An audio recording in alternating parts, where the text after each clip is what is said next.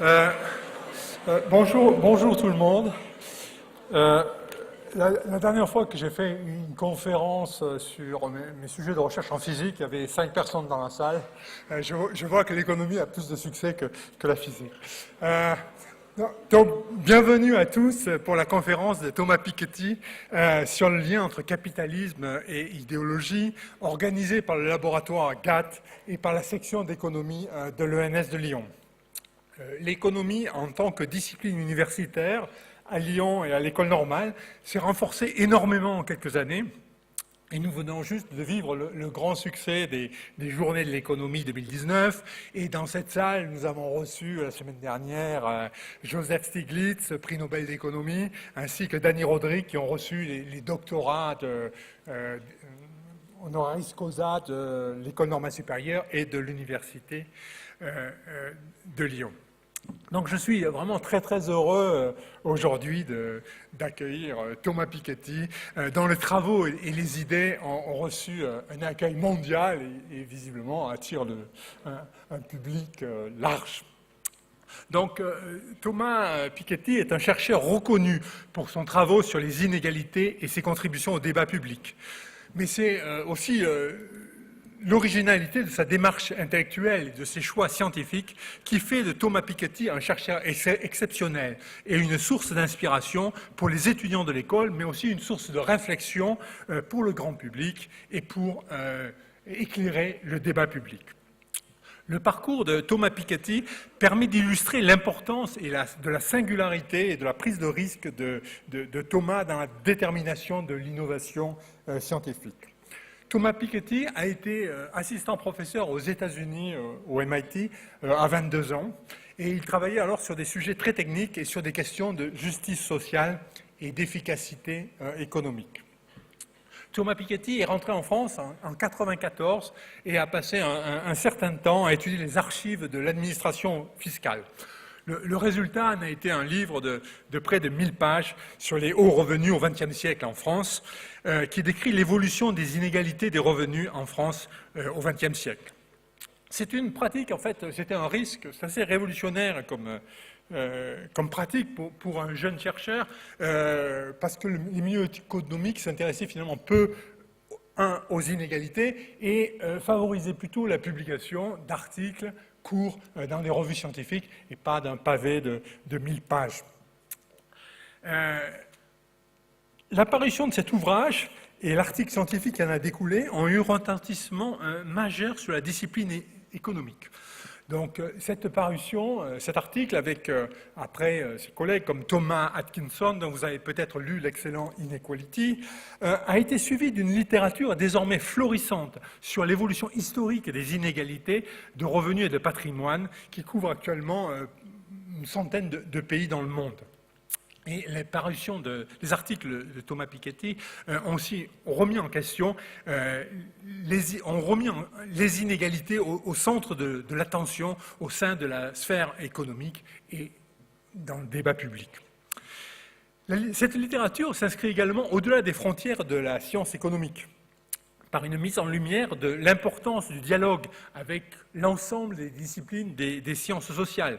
L'évolution des inégalités ne découle pas d'une loi économique naturelle, mais est le produit d'une multitude d'événements historiques, sociaux et politiques.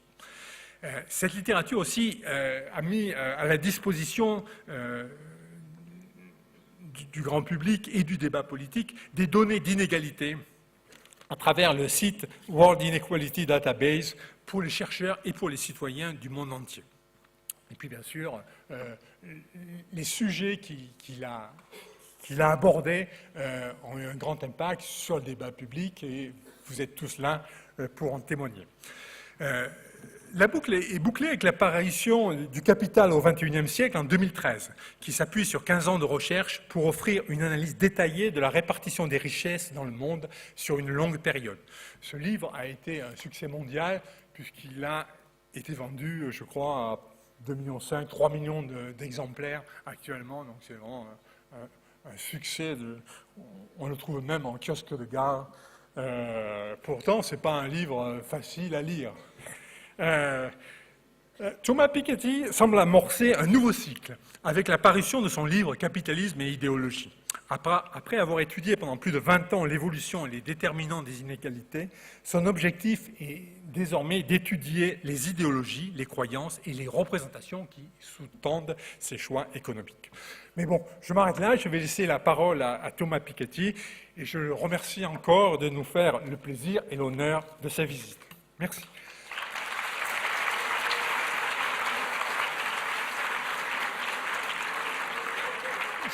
Je rajoute juste un petit détail pratique. Après l'exposé de Thomas, les questions, vous pouvez les poser via le site économie@ens-lyon.fr. Voilà l'adresse. Donc, vous pouvez envoyer vos questions à cette adresse-là. Merci. Merci.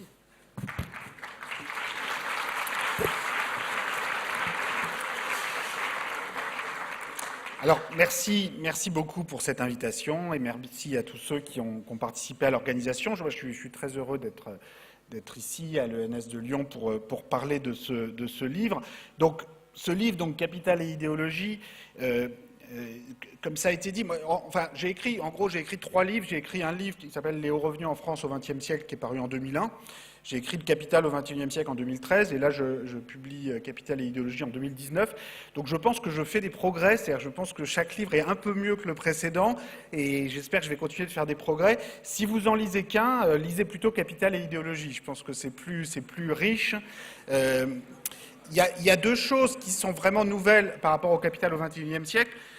D'abord, ça sort du cadre occidental beaucoup plus. Alors, je vais pas pouvoir, dans cette présentation, présenter tous les pays sur lesquels des données ont été rassemblées, mais c'est vrai qu'il y a eu un grand effort par de très nombreux chercheurs, doctorants, masteriens, jeunes chercheurs, qui ont participé à la collecte de données historiques et à l'écriture de très nombreux travaux de recherche que je cite et sur lesquels je m'appuie dans ce travail, et qui permettent aujourd'hui de couvrir beaucoup de pays en dehors du cadre européen ou nord-américain, alors que le Capital au XXIe siècle était quand même assez occidentalo-centré, en partie faute de données adéquates.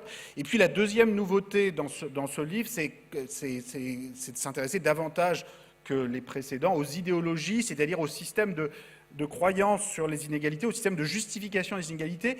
Et j'essaie dans ce livre d'utiliser le terme idéologie de façon constructive et positive, c'est-à-dire que l'idée générale, c'est que, bon, évidemment, parfois, ces systèmes de croyance ont une dose d'hypocrisie, en particulier des groupes dominants qui ont besoin de justification pour se maintenir là où ils sont. Mais c'est toujours plus que de l'hypocrisie, c'est-à-dire il y a toujours quand même un fond de plausibilité, une part de vérité dans ces discours, sinon ils s'effondreraient très vite. Et je pars dans ce travail avec l'idée que, de toute façon, personne n'aura jamais la vérité absolue sur le niveau idéal d'inégalité, sur le système de propriété parfait, sur le système éducatif ou le système fiscal ou le système de frontières parfaitement juste. Et donc, il y aura toujours des conflits qui peuvent être des conflits violents, qui mettent en cause des mouvements sociaux, on l'a vu en France l'an dernier, on va peut-être le voir très vite bientôt, des mouvements politiques, des crises financières, des révolutions, mais aussi des mouvements d'idées, des luttes idéologiques. Et la crise en tant que telle, la crise sociale, la crise financière ne produit pas forcément le débouché émancipateur qui est espéré au début. Et donc je pense qu'il faut prendre au sérieux ces questions d'idées, d'idéologie, de réfléchir au système idéal de propriété, d'éducation, d'impôts, faute de quoi on peut se retrouver en pratique avec des débouchés après les crises qui ne sont pas du tout ce à quoi on s'attendait. Donc c'est un peu ça la philosophie d'ensemble de ce livre, prendre au sérieux l'histoire des idéologies sur les inégalités pour se préparer à d'autres crises qui surviendront, qui surviennent toujours dans l'histoire, mais dans les moments de crise, il y a des moments de bifurcation où les répertoires d'idées et les répertoires de solutions qui ont fait l'objet d'une appropriation sociale ou politique dans le passé, ou qui n'ont pas fait l'objet d'appropriation, pourront être choisis suivant les rapports de force, suivant les configurations politiques du moment. Donc, le livre est assez long, je m'en excuse, je crois qu'il est très lisible, mais c'est vrai qu'il faut un peu de temps pour le lire, parce que j'essaye de mettre cette question dans une perspective historique très large. Donc le livre comporte 4 parties, je vais juste décrire rapidement quelles sont ces parties pour que vous vous rendiez compte de l'ensemble. La première partie traite des sociétés d'Ancien Régime et du passage à ce que j'appelle les sociétés de propriétaires au XIXe siècle, notamment à la suite de la Révolution française, mais avec d'autres trajectoires dans d'autres pays européens. La seconde partie s'intéresse aux sociétés esclavagistes et coloniales. La troisième partie étudie la chute des sociétés de propriétaires au cours du XXe siècle, les sociétés social-démocrates, communistes, et évidemment hyper-capitalistes après la chute du communisme qui se sont succédés. La quatrième partie est la partie qui rentre le plus au cœur de la structure des idéologies, tout du moins dans leur phase dans la phase de la démocratie électorale, c'est-à-dire dans la phase où les choix politiques des uns et des autres laissent des traces par leur vote et peuvent être étudiés en tant que tels, notamment à travers les enquêtes post-électorales, de façon à voir l'évolution de la structure sociale des différents électorats, ce qui, je pense, est important pour mieux comprendre l'effondrement du système droite-gauche de l'après-guerre et la façon dont il est remplacé aujourd'hui par d'autres types de clivages, je pense, demande vraiment cette mise en perspective historique. Le dernier chapitre tente de donner des éléments de dépassement du système économique actuel, des éléments pour un socialisme participatif, comme je nomme dans le livre, mais chacun, évidemment, est libre d'écrire son propre chapitre 17 sur la base de toutes les expériences historiques que je décris. Bon, évidemment, moi, j'essaye de donner les éléments de perspective pour la suite qui me semblent les plus cohérents avec les enseignements de l'histoire, mais je ne prétends pas que l'histoire doit être interprétée d'une seule façon possible. On est en sciences sociales et d'autres recherches, d'autres éléments moins incomplets que ceux que je présente ici peuvent conduire à d'autres types de conclusions, et c'est très bien comme ça, et peut-être nous aurons l'occasion d'en discuter dans la phase de questions. Si vous allez sur cette adresse-là, piketty.pse.ens.fr/idéologie, vous aurez des extraits du livre. Alors je suis désolé, je ne peux pas mettre le livre en entier parce que mon éditeur ne serait pas content, mais par contre, vous aurez toutes les séries statistiques et tous les graphiques et tableaux. Enfin, j'ai même entendu dire qu'on pouvait le trouver quand même ici ou là. Hein, mais en tout cas, il y a beaucoup d'éléments. Il y a beaucoup d'éléments du livre. Il y a cette présentation et des versions plus libres, plus complètes de cette présentation. Et je ne suis pas sûr d'avoir forcément le temps de présenter tout ce que j'ai prévu dans cette présentation. Donc, si vous allez sur cette adresse, vous trouverez la présentation complète. Alors, dans cette présentation, je vais essayer de parcourir les 4 points qui sont indiqués là. Ce qui fait déjà un programme assez chargé. Premier point, ça va être au sujet de ce que j'appelle l'échec de la Révolution française et la façon dont la promesse d'égalité de la Révolution française, finalement, c'est pas complètement réalisé au XIXe siècle, avec même une concentration croissante de la propriété jusqu'à la Première Guerre mondiale. La deuxième partie sera sur la phase de chute des inégalités pendant la première moitié du XXe siècle. La troisième partie sur la phase de remontée des inégalités après la chute du communisme soviétique, après la phase réganienne des années 80, et le risque d'une nouvelle dérive nationaliste identitaire en ce début du XXIe siècle. Et la quatrième partie sera sur les éléments de sortie de crise qui sont d'une certaine mesure en train de s'esquisser dans un certain nombre de pays, mais avec toujours une multiplicité de trajectoires possibles. Et la vision générale de l'histoire que je décris dans ce travail n'est pas du tout une vision déterministe, et j'insiste au contraire à nouveau dans les moments de crise sur la multiplicité des bifurcations possibles, notamment en fonction des rapports de force, mais qui sont aussi des rapports de force intellectuels entre les différents discours en présence. Alors, je commence tout de suite avec le premier point sur l'échec de la Révolution française. La Révolution française, évidemment, réalise de très grandes choses, proclame et réalise d'une certaine façon l'égalité juridique, mais en revanche, en termes d'égalité économique et notamment de diffusion de la propriété, et la propriété, c'est toujours plus que la propriété, c'est le pouvoir économique, c'est aussi la possibilité de pouvoir faire des choix, de créer une entreprise, d'acheter son logement, de développer ses projets. Et donc, du point de vue de la diffusion de la propriété, le 19e siècle, en fait, c'est quand même quelque chose d'assez limité, et on continue d'avoir une hyper-concentration de la propriété. Et j'évoquerai la dimension coloniale et esclavagiste comme une illustration extrême de la sacralisation de la propriété qu'on voit au XIXe siècle, mais ça va très très au-delà de ça. Alors d'abord, quelques éléments sur l'évolution de la concentration de la propriété en France au XIXe siècle, au XXe siècle. Donc là, ce que j'appelle la propriété, c'est toutes les formes de propriété qui existent dans le système légal à un moment donné. Donc ça inclut la propriété immobilière, la propriété, les actifs financiers, les biens professionnels, les terres. Donc c'est l'ensemble de ce qu'on peut posséder à un moment donné du temps. Donc là, ce sont ce graphique-là résume beaucoup de travail d'archives, et en particulier beaucoup de travail dans les archives successorales du 19e siècle et du début du 20e siècle, mené avec Gilles Postel-Vinet, Jean-Laurent Rosenthal et de très nombreux autres chercheurs, et aussi sur les décennies récentes, un travail mené avec Jonathan Goupil-Lebray, qui est ici à l'ENS de Lyon, et Bertrand Garbinti, avec lesquels on a beaucoup travaillé, notamment sur la période plus récente, enfin des dernières décennies. Alors, ce qu'on voit sur ce graphique-là, c'est qu'au XIXe siècle, on a une très forte concentration de la propriété. Pour donner les ordres de grandeur, les 1% des plus riches à Paris possédaient presque 70% du total de ce qu'il y avait à posséder à Paris à la veille de la Première Guerre mondiale. Pour donner une idée, dans le cadastre parisien à l'époque, et en France c'est un peu moins, mais c'est quand même très élevé, et dans une ville comme Lyon, ça aurait été quelque part entre la moyenne française et Paris, un peu moins extrême qu'à Paris. Mais pour donner un ordre de grandeur, à Paris, avant la Première Guerre mondiale, le cadastre est organisé de façon telle que la plupart des immeubles, vous ne pouvez pas posséder les appartements individuellement. C'est-à-dire soit vous possédez tout l'immeuble, soit vous ne possédez rien du tout.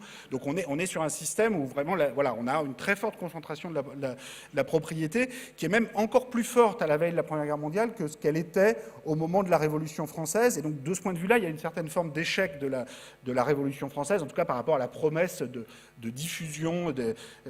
Donc on a une égalité d'accès. Les privilèges juridiques formels d'Ancien Régime ont disparu, mais l'égalité réelle, en particulier en termes d'accès à la propriété, n'a pas véritablement fonctionné. Et il faut attendre le XXe siècle, la Première Guerre mondiale, la Deuxième Guerre mondiale, la mise en place de tout un système d'impôts progressifs, de sécurité sociale, d'éducation publique, enfin tout un ensemble de facteurs pour qu'il y ait une réduction des inégalités et en particulier une baisse de la part de la propriété allant aux 1% les plus riches. Alors depuis les années 80-90, on a une remontée sur laquelle je reviendrai tout à l'heure, mais qui reste limitée par rapport à la baisse qui a eu lieu au XXe siècle. Donc il y a un mouvement de long terme vers la réduction des inégalités, et moi j'insiste beaucoup sur ce message optimiste dans mon livre. C'est-à-dire dans le long terme, je pense qu'il y a une forme d'apprentissage de la justice, qui s'est interrompu là, en l'occurrence dans les années 80-90, on y reviendra tout à l'heure, mais qui je pense peut tout à fait reprendre, et il y a une forme d'apprentissage de moins d'inégalités dans l'histoire, mais qui prend parfois des détours imprévus. C'est-à-dire les choses ne se passent pas forcément exactement comme on l'avait espéré. La Révolution française ne conduit pas vraiment en particulier à une réduction des inégalités.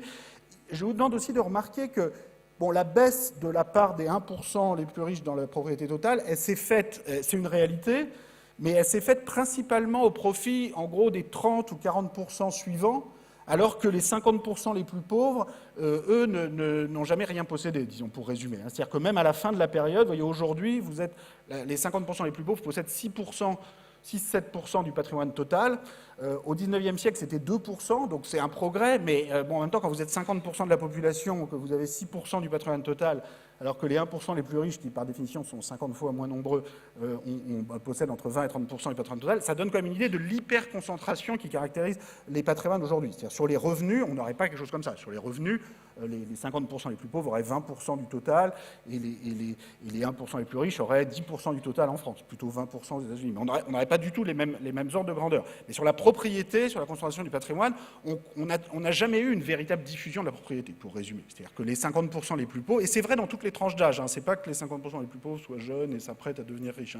Si vous regardez les mêmes courbes au sein des 20-35 ans, 35-50 ans, 50-65 ans, on l'a fait dans nos travaux avec Jonathan, on a des niveaux d'inégalité qui sont très proches, et en particulier la part des 50% les plus pauvres est toujours plus faible que la part des 1% les plus riches, et beaucoup plus faible que la part des 10% les plus riches. Donc voilà, faut quand même, quand on parle de réduction des inégalités, c'est à la fois une réalité et ça reste limité dans son ampleur. Et les deux sont vrais à la fois, et il faut l'accepter, parce que sinon les gens se disputent, ou chacun se focalise sur une partie de la réalité.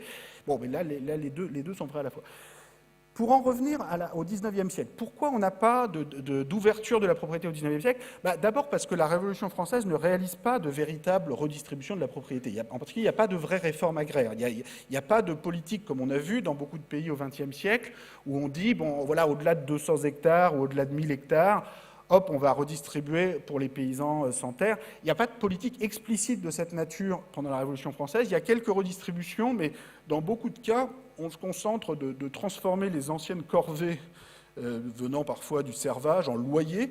Donc on retranscrit dans un vocabulaire juridique nouveau et dans des relations de pouvoir différentes des inégalités entre groupes sociaux qui étaient déjà là avant et qui se perpétuent ensuite sous une forme différente, mais avec toujours beaucoup d'inégalités. Alors il y a des débats pendant la Révolution française sur des formes explicites de réforme agraire et aussi de redistribution des revenus ou des héritages. Donc là, vous avez deux propositions, mais qui n'ont jamais été adoptées. Deux propositions, Gralin 1767 sur l'impôt sur le revenu, Lacoste 1792 sur l'impôt sur les successions. Il y avait aussi d'autres propositions de Condorcet qui étaient de la même nature. Il y avait des propositions de Thomas Paine, révolutionnaire anglo-américain, qui même proposait d'utiliser un impôt progressif sur la succession pour financer un capital universel, un revenu de base, enfin un capital de base en l'occurrence, pour tous les jeunes adultes. Alors tout ça n'est pas adopté. Alors, disons, il y a des moments en 1793-1794 où il y a des formes d'impôts progressifs qui sont provisoirement adoptées dans un contexte de guerre, dans un contexte de très grand chaos politique. D'autres trajectoires événementielles auraient peut-être pu conduire à ces adoptions. Il ne faut jamais dire, voilà, c'était trop tôt, c'était impossible. Enfin, en tout cas, à la fin des fins, ce type de proposition qui ressemble beaucoup à ce qui va être adopté au cours du XXe siècle, et ce qui peut être débattu aujourd'hui, par exemple dans la primaire américaine, où beaucoup d'élus démocrates américains proposent de revenir à des niveaux de progressivité fiscale comme il y avait à l'époque de Roosevelt, avec des taux de 70% sur des personnes qui peuvent être à 500 fois ou à 1000 fois le revenu moyen ou le patrimoine moyen. Mais à l'époque, ce n'est pas adopté. Et un des arguments pour lesquels on n'adopte pas ça, c'est que, notamment, enfin, par exemple, sur l'impôt sur les successions, la Révolution française crée un impôt sur les successions, mais qui va rester à 1%, quel que soit le montant de la succession, tout le XIXe siècle. Finalement, on crée l'impôt progressif sur les successions en 1902, et on fait un taux de 2%, mais même ça, pendant l'essentiel du XIXe siècle, l'argument, enfin, un des arguments en présence, assez conservateur, mais qui finalement emporte le débat, compte tenu des rapports de force de l'époque, c'est de dire, si vous commencez à imposer les plus grosses successions à 2% ou à 3%, vous ne saurez jamais où vous arrêter, quoi. Vous allez ouvrir une espèce de boîte de Pandore dont on ne se remettra jamais. Alors, il y a toujours une forme d'hypocrisie dans ces discours, mais en même temps, c'est vrai qu'à l'époque, ça n'avait jamais été expérimenté. Aujourd'hui, c'est le type de discours qu'on peut entendre aussi. Bon, ça me paraît plus difficile à tenir parce que ça a été expérimenté au XXe siècle et ça a plutôt très bien marché, comme on le verra tout à l'heure. Mais en même temps, voilà, c'est vrai que c'est compliqué d'essayer de se mettre d'accord par la délibération démocratique ou jusqu'à quel point on s'arrête dans la redistribution de la pauvreté des revenus. Je pense qu'on n'a pas d'autre choix que d'essayer de faire confiance à cette délibération démocratique en se fondant justement sur les expériences de l'histoire. Mais voilà, ça peut effrayer et c'est un des arguments qui fait qu'en France, au XIXe siècle, on va pas plus loin. Alors, ce discours à base de sacralisation de la propriété, où on finit, soi-disant, pour ne pas remettre en cause tout le système de propriété, par excuser des inégalités très extrêmes, il prend une ampleur particulièrement extrême dans les épisodes esclavagistes et coloniaux, où là, l'accumulation de propriétés sans limite, avec l'appui de la force militaire, prend des proportions vraiment très impressionnantes. Je veux en particulier insister sur un épisode, c'est au moment, donc Saint-Domingue, c'est ce qui est devenu Haïti, donc c'était la perle des colonies françaises au XVIIIe siècle, 500 000 esclaves à la veille de la Révolution française, 90% d'esclaves, bon, même avec un appareil répressif très fort, c'est compliqué à faire tenir, et bon, c'est là que vous avez la première révolte d'esclaves qui réussit en 1790-1791. L'Assemblée à Paris finit par reconnaître l'abolition de l'esclavage en 1794, mais à vrai dire, ils n'ont pas le choix, puisque les propriétaires d'esclaves se sont fait mettre dehors de l'île et la révolte a triomphé. Napoléon va rétablir l'esclavage ensuite à La Réunion, à la Martinique, à la Guadeloupe, et il faudra attendre 1848 pour que l'esclavage soit aboli pour de bon dans ces autres îles esclavagistes. Mais cette île-là va devenir Haïti, proclame son indépendance. Quand finalement la monarchie française accepte en 1825 de reconnaître l'indépendance d'Haïti, c'est uniquement à une seule condition, qui est que Haïti va devoir rembourser à la France le fait d'avoir voulu devenir libre. Parce qu'on a spolié la propriété des propriétaires esclavagistes, et donc Tocqueville, par exemple, grand intellectuel libéral, comme on sait, se bat jusqu'au bout pour qu'on indemnise les propriétaires d'esclaves. Il dit, écoutez, si vous spoliez les propriétaires d'esclaves, où allez-vous vous arrêter ? tout ça va très mal se terminer, vous allez finir par spolier tout le monde. Et donc il se bat pour ça. Dans le cas d'Haïti, la France impose une dette publique à Haïti en 1825, qui est l'équivalent de 3 années de production d'Haïti de l'époque, donc on dirait 300% du PIB dans le vocabulaire actuel, évidemment impossible à rembourser en une année par définition. Donc les banquiers français se précipitent, refinancent tout ça moyennant taux d'intérêt, et Haïti va se retrouver jusqu'aux années 1950 à repayer cette dette avec de très lourds excédents commerciaux pendant presque un siècle et demi pour rembourser à la France le fait d'avoir voulu être libre. Et donc il se passe la même chose lors de l'abolition de l'esclavage dans les îles britanniques en 1833 et dans l'abolition de l'esclavage en 1848 dans les îles restantes de France. Il y a également une indemnité qui est versée aux propriétaires d'esclaves, donc rien aux esclaves, mais une indemnité aux propriétaires d'esclaves pour les compenser de leur perte de propriété. Et ça paraît complètement fou, mais en même temps cet épisode est révélateur parce que c'est vrai que Tocqueville, il avait un peu raison d'avoir peur dans le fond, parce que c'est vrai que si on regardait rétrospectivement ce qu'aurait été une abolition juste, bon, sans doute, il aurait fallu compenser les esclaves pour les mauvais traitements subis plus que les propriétaires d'esclaves, mais pour financer, en particulier, alors il y avait des personnes qui le proposaient. Condorcet, la Révolution française, disait évidemment rien pour les propriétaires et les esclaves, il faut qu'ils aient une pension pour les vieux esclaves et les plus jeunes esclaves, il faut qu'ils aient une parcelle de terre pour pouvoir travailler pour eux-mêmes et vivre de leur travail. Mais qui aurait payé cette compensation ? Sans doute, il aurait fallu mettre à contribution non seulement les propriétaires d'esclaves, mais aussi tous les propriétaires en général qui s'étaient enrichis directement ou indirectement par l'esclavage. C'était ça la peur de Tocqueville. Tocqueville disait, mais vous n'allez pas vous arrêter là, parce que regardez quelqu'un qui a vendu ses esclaves il y a quelques années et qui a acheté un château dans le Bordelais ou un immeuble à Paris, un portefeuille financier, lui, vous allez tout lui laisser? Non, forcément, vous allez aussi lui demander des comptes. Et donc, de proche en proche, vous ne saurez pas où vous arrêter. Et de fait, il aurait fallu, je pense, quelque chose comme un barème progressif d'imposition des propriétés. Et il aurait fallu aller assez loin dans la remise en cause des relations de propriété, ou tout du moins pour les propriétés suffisamment importantes. Donc cette peur, alors aujourd'hui on vit dans un monde très différent, il n'y a plus d'esclavage, etc., mais cette même peur d'ouvrir la boîte de Pandore de la propriété, je pense, est encore un argument qui nous agite aujourd'hui et qui empêche souvent de réfléchir et qui empêche de régler les problèmes qui se posent sur les inégalités, sur le réchauffement climatique, sur plein d'autres problèmes. Bon, ce système esclavagiste, il a continué au XIXe siècle à s'étendre. Donc il y a les abolitions dans les îles françaises et britanniques en 1833-1848, mais aux États-Unis, ça continue jusqu'à la guerre civile. Au Brésil, ça continue jusqu'en 1888. Avec des proportions d'esclaves très importantes, un tiers au Brésil, 40% de la population dans le sud des États-Unis. Et Lincoln propose une compensation aux propriétaires d'esclaves que les gens du Sud refusent parce qu'ils ont peur de ne pas être complètement compensés financièrement. Et de fait, vu la masse d'esclaves dans le sud des États-Unis, 40% de la population, les masses qu'il aurait fallu rembourser aux propriétaires d'esclaves si on avait appliqué les mêmes règles qu'en France et au Royaume-Uni, les gens du Nord n'auraient jamais voulu le payer, ça aurait été une dette publique gigantesque, 3 ou 4 fois plus importante que ce qu'a coûté la guerre civile pour finir. Donc ça donne une idée de dire un peu l'impossibilité d'une solution financière à l'abolition de l'esclavage dans le cas des États-Unis. Alors, je veux maintenant en arriver à la phase de réduction des inégalités au cours du XXe siècle. Et là, je veux insister sur plusieurs idées. C'est-à-dire qu'on avait quand même une préparation intellectuelle pour la réduction des inégalités qui était en marche déjà au XIXe siècle, ou même d'une certaine façon avec les Lumières du XVIIIe siècle, qui étaient en partie, comme Condorcet, des Lumières égalitaires.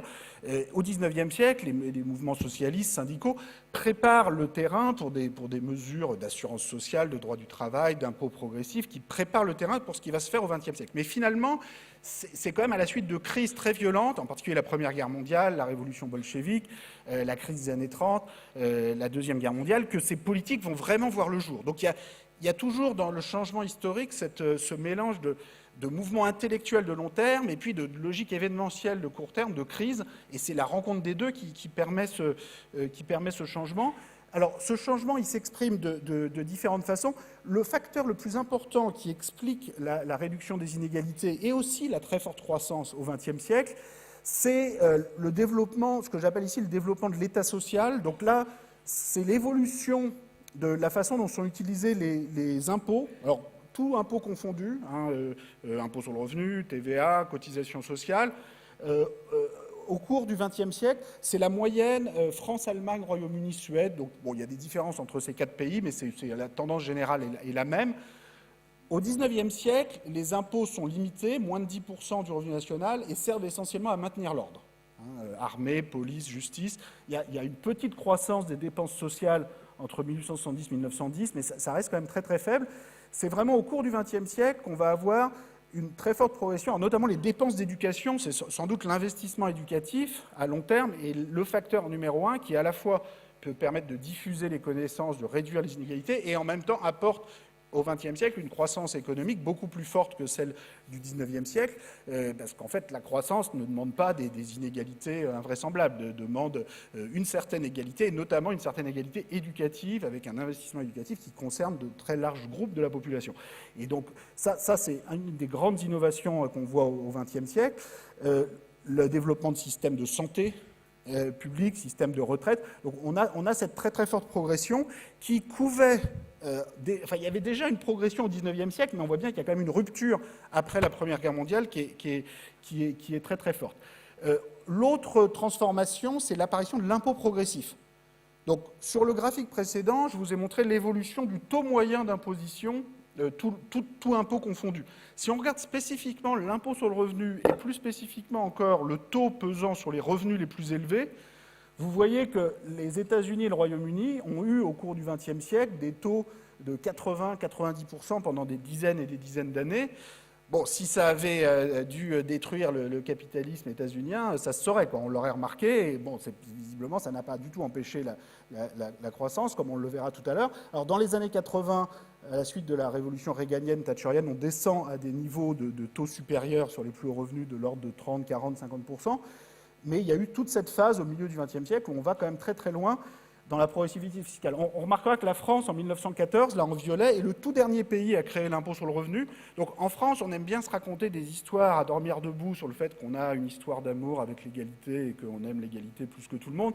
Bon, en fait, on est vraiment le dernier pays à créer l'impôt sur le revenu. C'est la loi du 15 juillet 1914.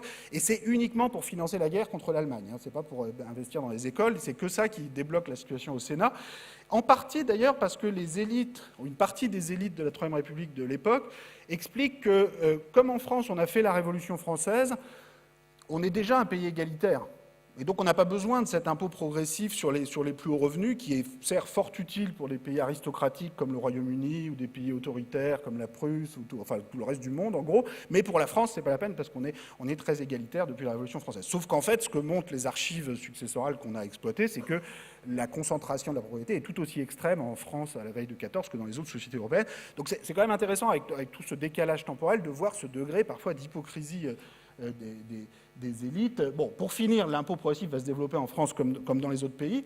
On a la même chose si on regarde la progressivité réelle. Donc, parce que parfois, on entend dire oui, mais ces taux s'appliquaient à personne. Alors, ils s'appliquaient à des groupes de très très hauts revenus, mais c'était quand même une réalité. Donc, si vous regardez aux États-Unis, là, ce sont des données qui sont issues de recherches avec Gabriel Zucman et Emmanuel Saez, et même Gabriel et Emmanuel, dans le livre qu'ils ont sorti aux États-Unis tout récemment, regardent même plus spécifiquement le groupe des 400 contribuables les plus riches, donc encore plus étroit que les 0,01% les plus riches, et ils montrent que depuis les dernières années et depuis Trump, le taux d'imposition des 400 les plus riches est même passé en dessous du taux d'imposition des 50% les plus pauvres. Mais si on regarde des groupes un peu plus larges, disons, ce qu'on constate, c'est qu'aujourd'hui, il n'y a presque plus de progressivité fiscale. Donc la ligne bleue, c'est le taux moyen d'imposition payé par tout le monde. Donc là, c'est à nouveau, c'est tout impôt confondu. Donc là, on regarde impôt direct, indirect, cotisation sociale. Donc en moyenne, la ligne bleue est passée de 10% à 30%. Donc en Europe, le taux moyen d'imposition aujourd'hui est plutôt à 40-50%, mais aux États-Unis, où l'État social, la sécurité sociale est moins importante, c'est 30%. Après, vous pouvez payer très cher pour votre santé privée, votre retraite privée, c'est une autre histoire, mais les impôts, c'est 30% du revenu national. Et on voit que presque tout le monde aujourd'hui paye 30%. Alors que pendant toute cette partie, disons, Roosevelt et après Seconde Guerre mondiale, vous avez un système qui est très très progressif, ce qui permet deux choses, ce qui permet de réduire les inégalités au sommet de la distribution, parce que même si ça concernait que les 1%, ou 0,1%, ou 0,01%, le fait est que la part du revenu et la part du patrimoine qui se trouvait dans ces 1% ou 0,1% était très élevée, et donc ça a contribué à beaucoup réduire l'hyperaccumulation de revenus et de patrimoine tout en haut.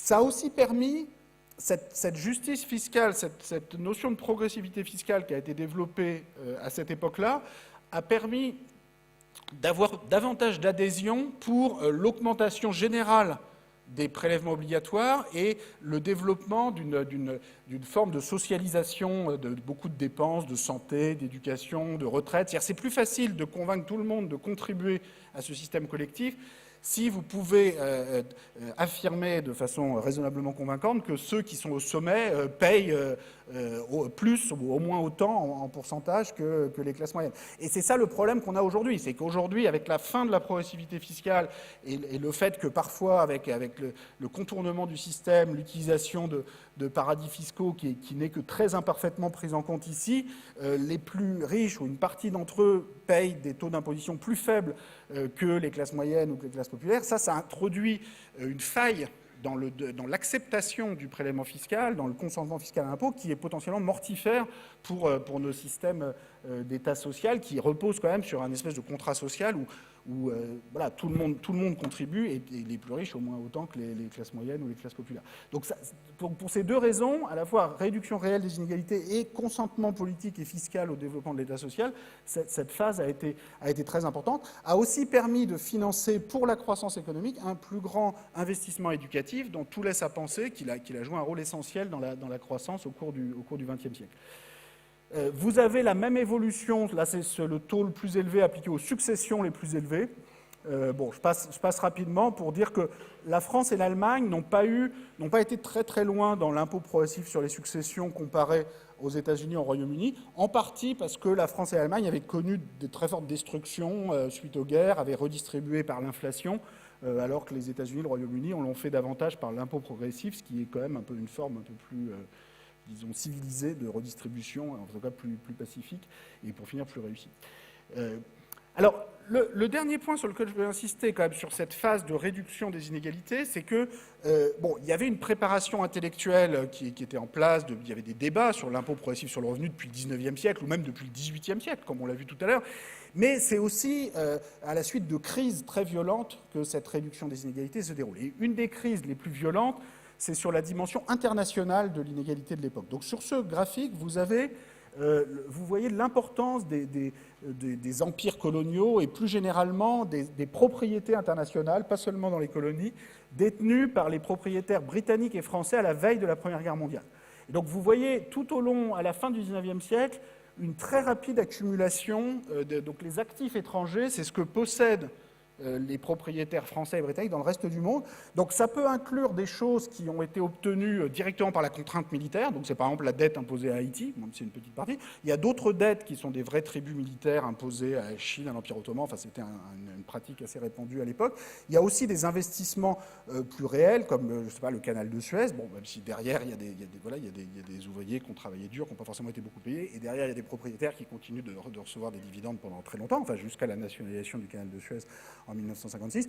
Vous avez des propriétés dans le caoutchouc en Indochine, dans les chemins de fer en Argentine. Enfin bon, c'est ça, les actifs étrangers.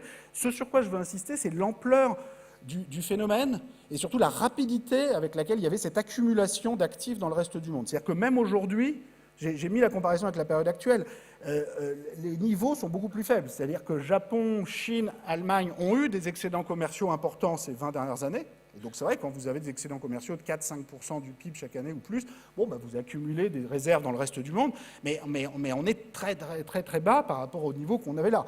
Et là on avait, et à l'époque, là ça se passait avec des contraintes militaires très, très fortes. Je ne dis pas que c'est toujours très paisible actuellement, les investissements chinois en Afrique ou les investissements allemands en Europe du Sud, etc. C'est toujours compliqué, les relations de propriété, déjà au niveau national domestique, c'est compliqué. C'est-à-dire payer son loyer à son propriétaire avec une grosse partie de son salaire qu'on a gagné durement avec son travail et ses diplômes, tout ça, c'est quand même un peu pénible.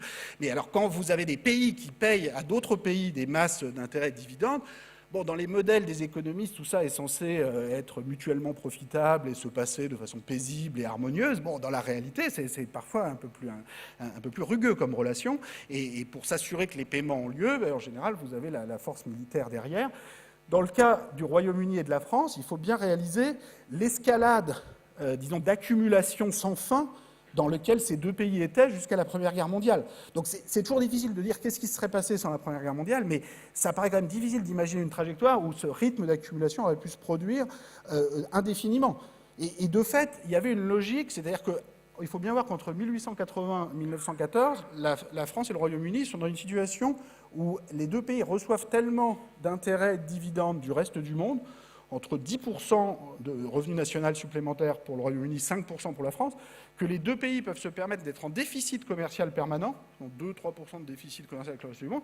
C'est pas grave, puisque les revenus qui arrivent du reste du monde permettent non seulement de financer le déficit, mais de continuer de racheter le reste du monde. Donc c'est une situation, ça peut aller très très loin. Et voilà, c'est difficile d'imaginer. C'est comme ça, disons, la contradiction ultime du régime inégalitaire d'avant 14. Alors c'est très léniniste ce que je suis en train de dire. Moi je ne suis pas très léniniste dans les solutions, mais par contre dans le diagnostic, vous avez Lénine écrit Impérialisme, stade suprême du capitalisme, en examinant exactement ce genre de données sur les investissements internationaux. Et son diagnostic, c'est voilà, ces puissances vont finir par toutes se taper sur la figure parce qu'il n'y a juste plus assez pour investir et pour accumuler dans le reste du monde. Et de fait, bon, si on poursuit les courbes qu'on avait avant 1914, il y a forcément un moment où les gens qui sont possédés dans le reste du monde finissent par se rebeller, par exemple en devenant indépendants et en expropriant les propriétaires. L'autre contradiction, elle était évidemment interne à l'Europe, c'est-à-dire que vous voyez l'Allemagne qui était très en dessous en termes d'accumulation, parce que l'Allemagne n'avait pas la tradition coloniale, commerciale aussi longue que la France et le Royaume-Uni. En même temps, l'Allemagne était devenue la principale puissance démographique et industrielle du continent. Et évidemment, tout ça, ces rivalités vont beaucoup contribuer à ce qui va suivre ensuite avec d'énormes... L'effondrement qui va suivre, c'est beaucoup de phénomènes, c'est des expropriations, les obligations russes, le canal de Suez, enfin, il y a toutes sortes d'expropriations qui vont se dérouler. Il y a aussi et surtout le financement des guerres. Donc beaucoup de propriétaires britanniques, français vont devoir vendre une partie de leurs actifs étrangers pour financer la Première Guerre mondiale, puis la Deuxième Guerre mondiale. Donc ils vont d'une certaine façon transformer leurs actifs étrangers en titres de la dette publique, qu'ils espéraient être remboursés à la fin, sauf qu'à la fin, cette dette publique n'a jamais été remboursée. Donc ça, c'est l'épisode suivant. Là, vous voyez l'évolution de la dette publique. Donc en 1945, vous avez des niveaux de dette publique extrêmement élevés dans toutes les trois principales puissances européennes, France, Allemagne, Royaume-Uni, donc des niveaux 200-300% du PIB, donc encore plus que l'Allemagne, encore plus que la Grèce aujourd'hui, et sur des économies beaucoup plus importantes, parce que la Grèce, c'est 2% du PIB de la zone euro, ça n'a pas beaucoup d'importance d'un point de vue macroéconomique de la zone euro. Là, on parle des principales économies du continent, qui ont toutes 200-300% du PIB. C'est lié au financement de la guerre. En fait, on a translaté une bonne partie des actifs étrangers, c'est pas que ça, mais on a translaté une bonne partie des actifs étrangers dans la dette publique. Alors, les propriétaires, les héritiers ou les personnes qui elles-mêmes possédaient des actifs étrangers avant la Première Guerre mondiale ont bien l'intention d'être remboursés, sauf que s'il avait fallu les rembourser, on y serait encore. Et donc, parce que voilà, les intérêts qu'il faut payer sur des actifs de ce niveau-là, c'est vraiment très important. Et donc, les pays européens, mais aussi au Japon d'ailleurs, vont faire un choix très différent, c'est-à-dire vont choisir de ne jamais rembourser ces dettes. Alors, ça se passe de différentes façons. En France, il y a beaucoup d'inflation entre 1945 et 1952, donc vous avez 50% d'inflation par an, 5 années de suite, bon, il n'y a plus de dette publique à la sortie. Vous avez aussi détruit beaucoup d'épargne privée, d'épargne populaire, c'est-à-dire l'inflation, ça peut être un impôt sur les plus modestes, ce n'est pas forcément la solution la plus maligne. L'Allemagne, l'État allemand fait preuve de plus d'imagination. L'État allemand a déjà connu une hyperinflation en 1923-24 qui a certes réduit sa dette publique de la Première Guerre mondiale à zéro, mais a aussi détruit la société, ou en tout cas beaucoup fragilisé la société.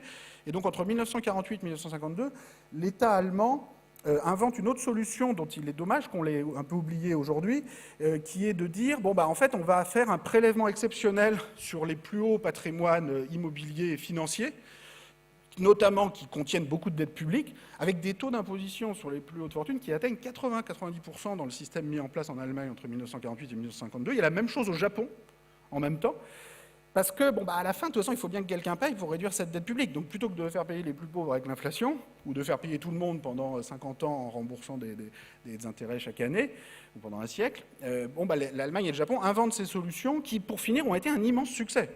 C'est-à-dire que ça a permis à ces deux pays de se retrouver dans les années 50 avec des dettes publiques très faibles, 20-30% du revenu national, ce qui a donné des marges de manœuvre pour investir dans les infrastructures, dans l'éducation, dans des choses plus utiles que de repayer des intérêts aux propriétaires pendant des décennies. Et il y a quelque chose d'ironique dans le fait qu'aujourd'hui, ces mêmes pays, l'Allemagne, la France, vont expliquer à l'Europe du Sud que la seule façon de faire, c'est de repayer pendant 50 ans, 60 ans des excédents budgétaires et que c'est vraiment la seule façon de se débarrasser des publics, alors que c'est pas du tout comme ça que l'Europe s'est reconstruite dans les années 50-60. Donc je pense que c'est un exemple qui montre à quel point c'est important de prendre ce recul historique pour voir qu'il y a des alternatives.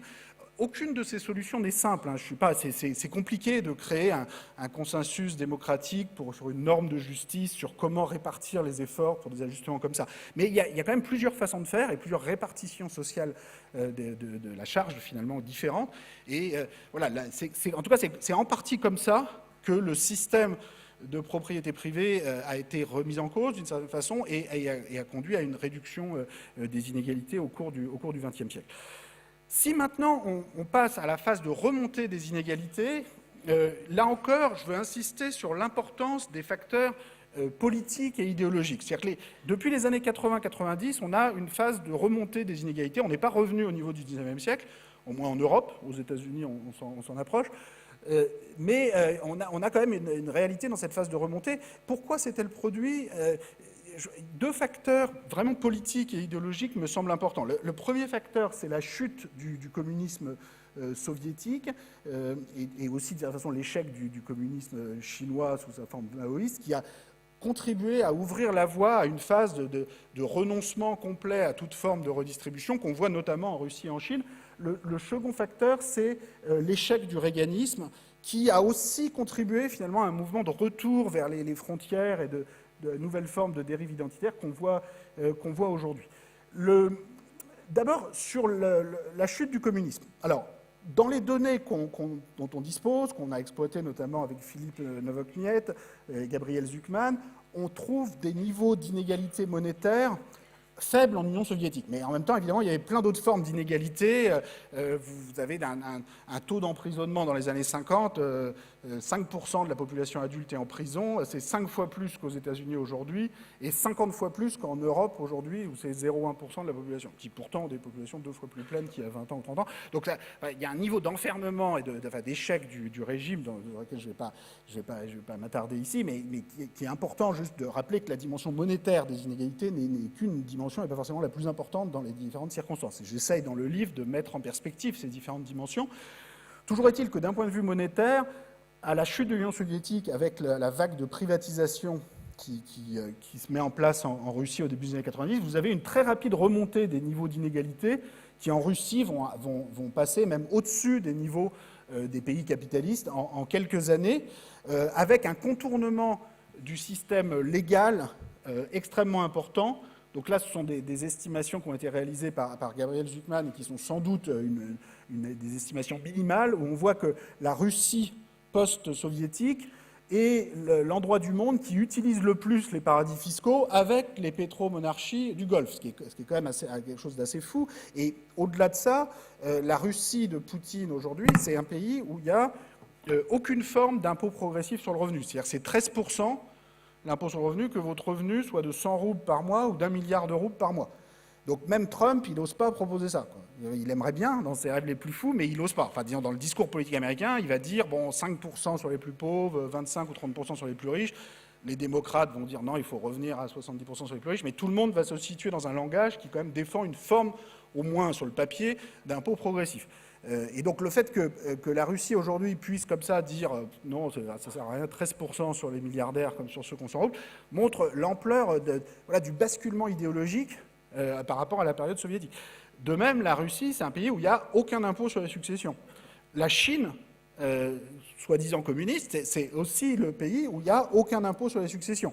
Et donc vous commencez par privatiser toute une partie des ressources naturelles, de l'appareil industriel du pays, souvent au bénéfice de personnes proches du pouvoir dans des conditions douteuses, et ensuite vous pouvez transmettre ça à vos descendants avec aucun impôt sur les successions.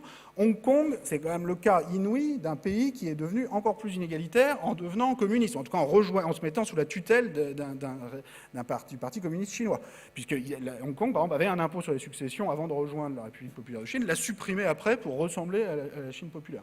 Et aujourd'hui, si vous avez une fortune à transmettre en Asie, il faut mieux aller mourir en République populaire de Chine pour la transmettre sans aucun impôt. Si vous allez à Taïwan capitaliste ou en Corée du Sud capitaliste ou au Japon capitaliste, vous avez un impôt sur les successions qui atteint 50% sur les plus hautes fortunes. Ça a même été relevé à 55% au Japon il y a 2 ans, qui n'est pourtant pas un pays avec une culture politique gauchiste particulièrement marquée.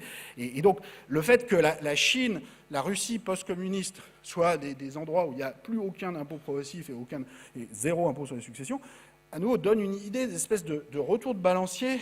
Enfin, on comprend que l'échec du stalinisme, du maoïsme est traumatisé, mais là, il y a disons, des groupes au pouvoir ont utilisé ces échecs pour aller vraiment très très très loin de l'autre côté, et une forme d'abandon de toute volonté de redistribution qui est très forte. Alors, l'autre rupture des années 80, c'est le reaganisme, qui va conduire aux États-Unis à une explosion des inégalités. Donc là, vous voyez, là, c'est issu de travaux faits avec Emmanuel Saez, Gabriel Zucman, où vous avez la part des 1% des revenus les plus élevés depuis les années 80 qui a explosé aux États-Unis, et la part des 50% les plus pauvres qui s'est effondrée. Donc, le discours réganien dans les années 80, c'était un discours qui consistait à dire... en gros, l'idée, c'était de dire que les États-Unis ont été trop loin dans la réduction des inégalités. On a été trop loin dans l'impôt progressif, avec les taux de 70-80% que je vous ai montré plus tôt. Donc on va réduire les impôts sur les entrepreneurs, les milliardaires. Vous allez peut-être avoir une augmentation des inégalités, mais tout ça va tellement dynamiser l'innovation, les entrepreneurs vont être tellement plus dynamiques, vont faire tellement plus de brevets, d'innovation, tout ça, que ça va tellement augmenter la croissance que finalement les salaires, les revenus vont se mettre à croître comme on ne l'a jamais vu. Et donc finalement, bon, c'est pas très très grave que les inégalités augmentent, puisque la croissance va énormément augmenter. Alors sauf que 30 ans plus tard, ce qu'on constate, c'est que le taux de croissance, donc là vous avez la croissance en verte. Donc là, j'essaye de comparer des périodes très très longues, 40 ans, 30 ans, pour éviter quand vous comparez la croissance sur 3 ou 5 ans, bon, suivant s'il y a une crise au milieu, ça ne veut pas dire grand-chose. Donc là, on compare la croissance sur des périodes de 40 ans. Vous voyez qu'entre 1950 et 1990, vous aviez une croissance du revenu national par habitant qui était de 2,2% par an en moyenne aux États-Unis, ce qui était un peu plus élevé qu'au cours des périodes précédentes, pas très différent, c'était aussi de l'ordre de 2%. Entre 1990 et 2020, vous tombez à 1,1%. Donc vous divisez la croissance par 2. Donc vous avez divisé aussi l'impôt progressif à peu près par 2, c'est-à-dire qu'entre 50 et 90, en moyenne, le taux appliqué aux revenus les plus élevés était de 72%. Il est passé à 35%. En principe, ça devait dynamiser la croissance. Là, la croissance est divisée par 2. Donc c'est quand même très très difficile après ça de dire... le discours réganien s'est quand même heurté à la réalité qui est que beaucoup de personnes aux États-Unis se sont dit, bon, mais la croissance, elle est où? Et donc beaucoup de classes moyennes, de classes populaires aux États-Unis se sont dit, finalement, la mondialisation, la promesse de dynamisation de la croissance par la théorie du ruissellement, moi, je ne l'ai pas vu. Et c'est pour ça qu'aujourd'hui, que ce soit d'ailleurs les républicains ou les démocrates aux États-Unis, ont un discours qui est différent par rapport au discours réganien des années 80. Les républicains, notamment avec Trump, vont dire en fait, le problème, c'est que la croissance, elle nous a été volée par les Mexicains, les Chinois, tout le reste du monde là, qui prend le dur labeur des Américains blancs, et donc on va, en durcissant le ton avec tous ces voleurs, ça va s'arranger. Bon, c'est une escalade qui va pas mener à beaucoup de résultats, mais ça permet... Mais si Trump ne tient pas... Le discours de Reagan dans les années 80 était un discours plus axé sur le libéralisme économique. Bon, il y avait aussi une stigmatisation des minorités, où Reagan n'était pas toujours très tendre. Hein, mais par rapport à Trump, il y a vraiment un durcissement identitaire nationaliste qui est une réponse à cet échec économique. C'est-à-dire que s'il y avait eu une croissance formidable et que tout le monde avait eu des salaires qui avaient fortement augmenté aux États-Unis, il n'y aurait pas besoin de cette fuite en avant. Et du côté des démocrates, vous avez une autre réponse qui est plutôt d'essayer de proposer de revenir à plus de redistribution sur l'impôt progressif, aussi sur le financement des universités publiques qui aux États-Unis en ont bien besoin, sur l'éducation, sur le social. Bon, donc il y a différents types de réponses. Ce qui est sûr, c'est que c'est quand même très difficile là, d'expliquer que la baisse de l'impôt progressif a dynamisé l'innovation, les brevets. Enfin, vous pouvez avoir plus de brevets, hein, c'est-à-dire les gens mettent plus leur nom sur tout ce qu'ils trouvent, y compris ce qu'ils ne trouvent pas d'ailleurs, ils mettent aussi des brevets. Mais si ça, à la fin, ça ne donne pas de croissance, et tout ça, c'est purement un habillage pour mettre son titre de propriété privée sur quelque chose qu'on n'a pas particulièrement inventé. À la fin, ce qui compte, c'est quand même la progression des revenus, des salaires. Et de ce point de vue-là, voilà, vous avez un échec. Alors après, bon, on pourrait dire, voilà, la croissance s'apprêtait à être divisée par 4, et grâce à la politique réganienne, ça a été que divisé par 2.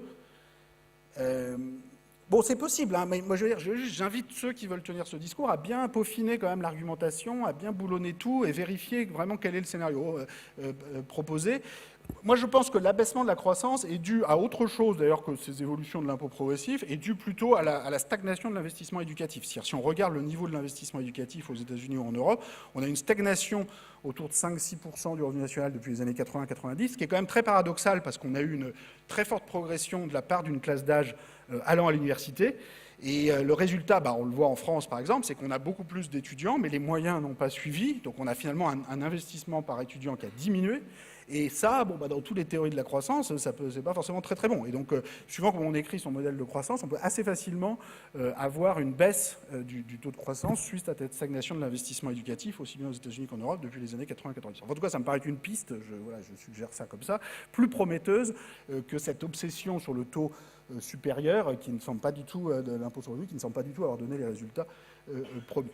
Alors, sur le plan politique, et c'est là-dessus que je voudrais conclure maintenant, je ne sais pas combien de temps il me reste exactement, j'ai peut-être déjà dépassé toutes les limites, 5 minutes, me dit Jonathan, donc c'est parfait, c'est exactement ce qu'il me faut, mais je vais quand même un peu accélérer.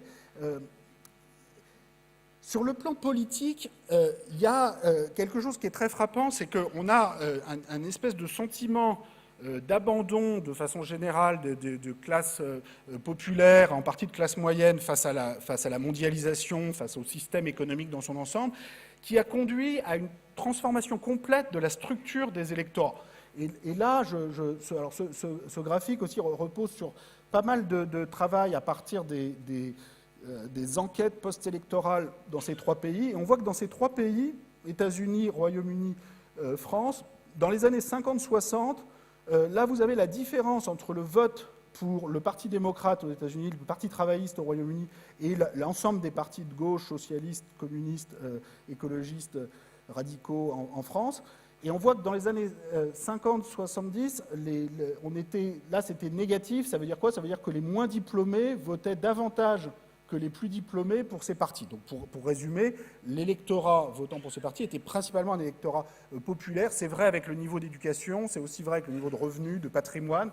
Donc ça, c'était la situation de l'après-guerre. Puis petit à petit, ces mêmes partis, dans les 3 pays, à des rythmes assez comparables, sont devenus plutôt les partis des diplômés, dans le sens où ils font leur meilleur score parmi les électorats les plus diplômés. C'est quelque chose qu'on observe dans ces 3 pays, malgré toutes les différences historiques entre ces 3 pays, en particulier dans les racines de les histoires politiques. Le Parti démocrate aux États-Unis, c'est le parti de l'esclavage, qui après est devenu un parti qui est devenu le parti du New Deal.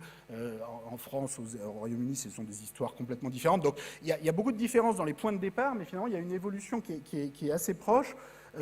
On retrouve ça en Allemagne, en Suède, en Norvège, même si en Suède et en Norvège, on part d'une situation où les partis sociodémocrates étaient des partis extrêmement populaires, étaient vraiment des partis de classe ouvrière, mais eux aussi, avec retard sur les autres pays, ont cette même évolution où ces partis deviennent plutôt des partis de diplômés.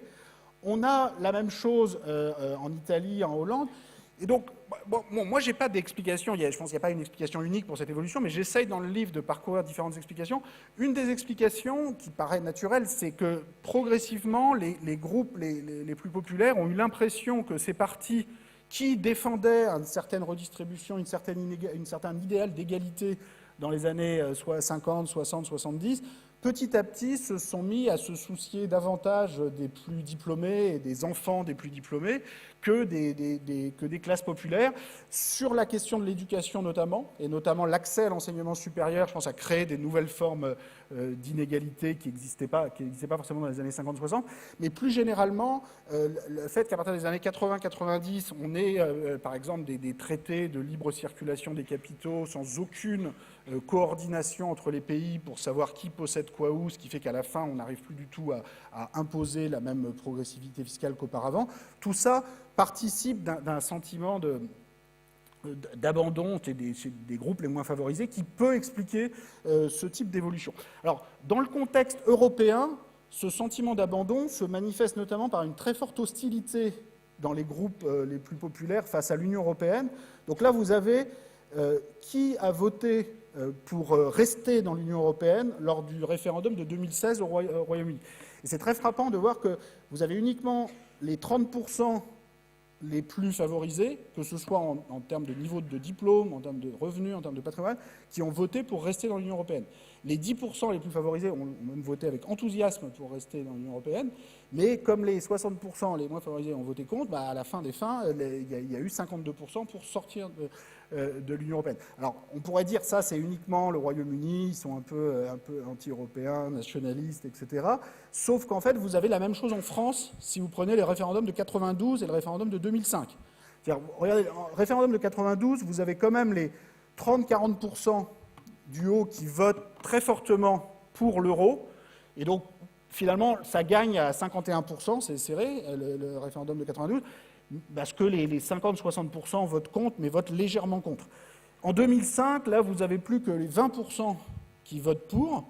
Bon, je précise que moi, j'ai voté pour à chaque fois, je suis très fédéraliste européen, mais simplement, justement, ça me déprime, ce genre de résultat, et je pense qu'à un moment, il faut quand même prendre au sérieux, quand on a, en 92, en 2005, en 2016, donc sur un quart de siècle, dans deux pays différents, France et Royaume-Uni, le même type de profil social extrêmement marqué dans le vote sur l'Union européenne, on ne peut pas juste dire c'est un malentendu, ils ont mal compris, il faut mieux expliquer, tout va s'arranger. Je pense que là, ça traduit quand même quelque chose de très fort, et je pense que ça traduit en partie une réalité qui est que l'organisation de l'Union européenne, basée principalement sur la libre circulation des capitaux, des biens, des services, sans aucune politique sociale, fiscale, aucune politique de redistribution commune, marche beaucoup plus à l'avantage des groupes les plus favorisés que des groupes les plus défavorisés. Et une étude récemment, d'ailleurs, qu'on a sortie, faite par Mathilde Munoz, doctorante à l'École d'économie de Paris, qu'on a sortie sur le site wid.world, que vous pouvez regarder, montre que la concurrence fiscale en Europe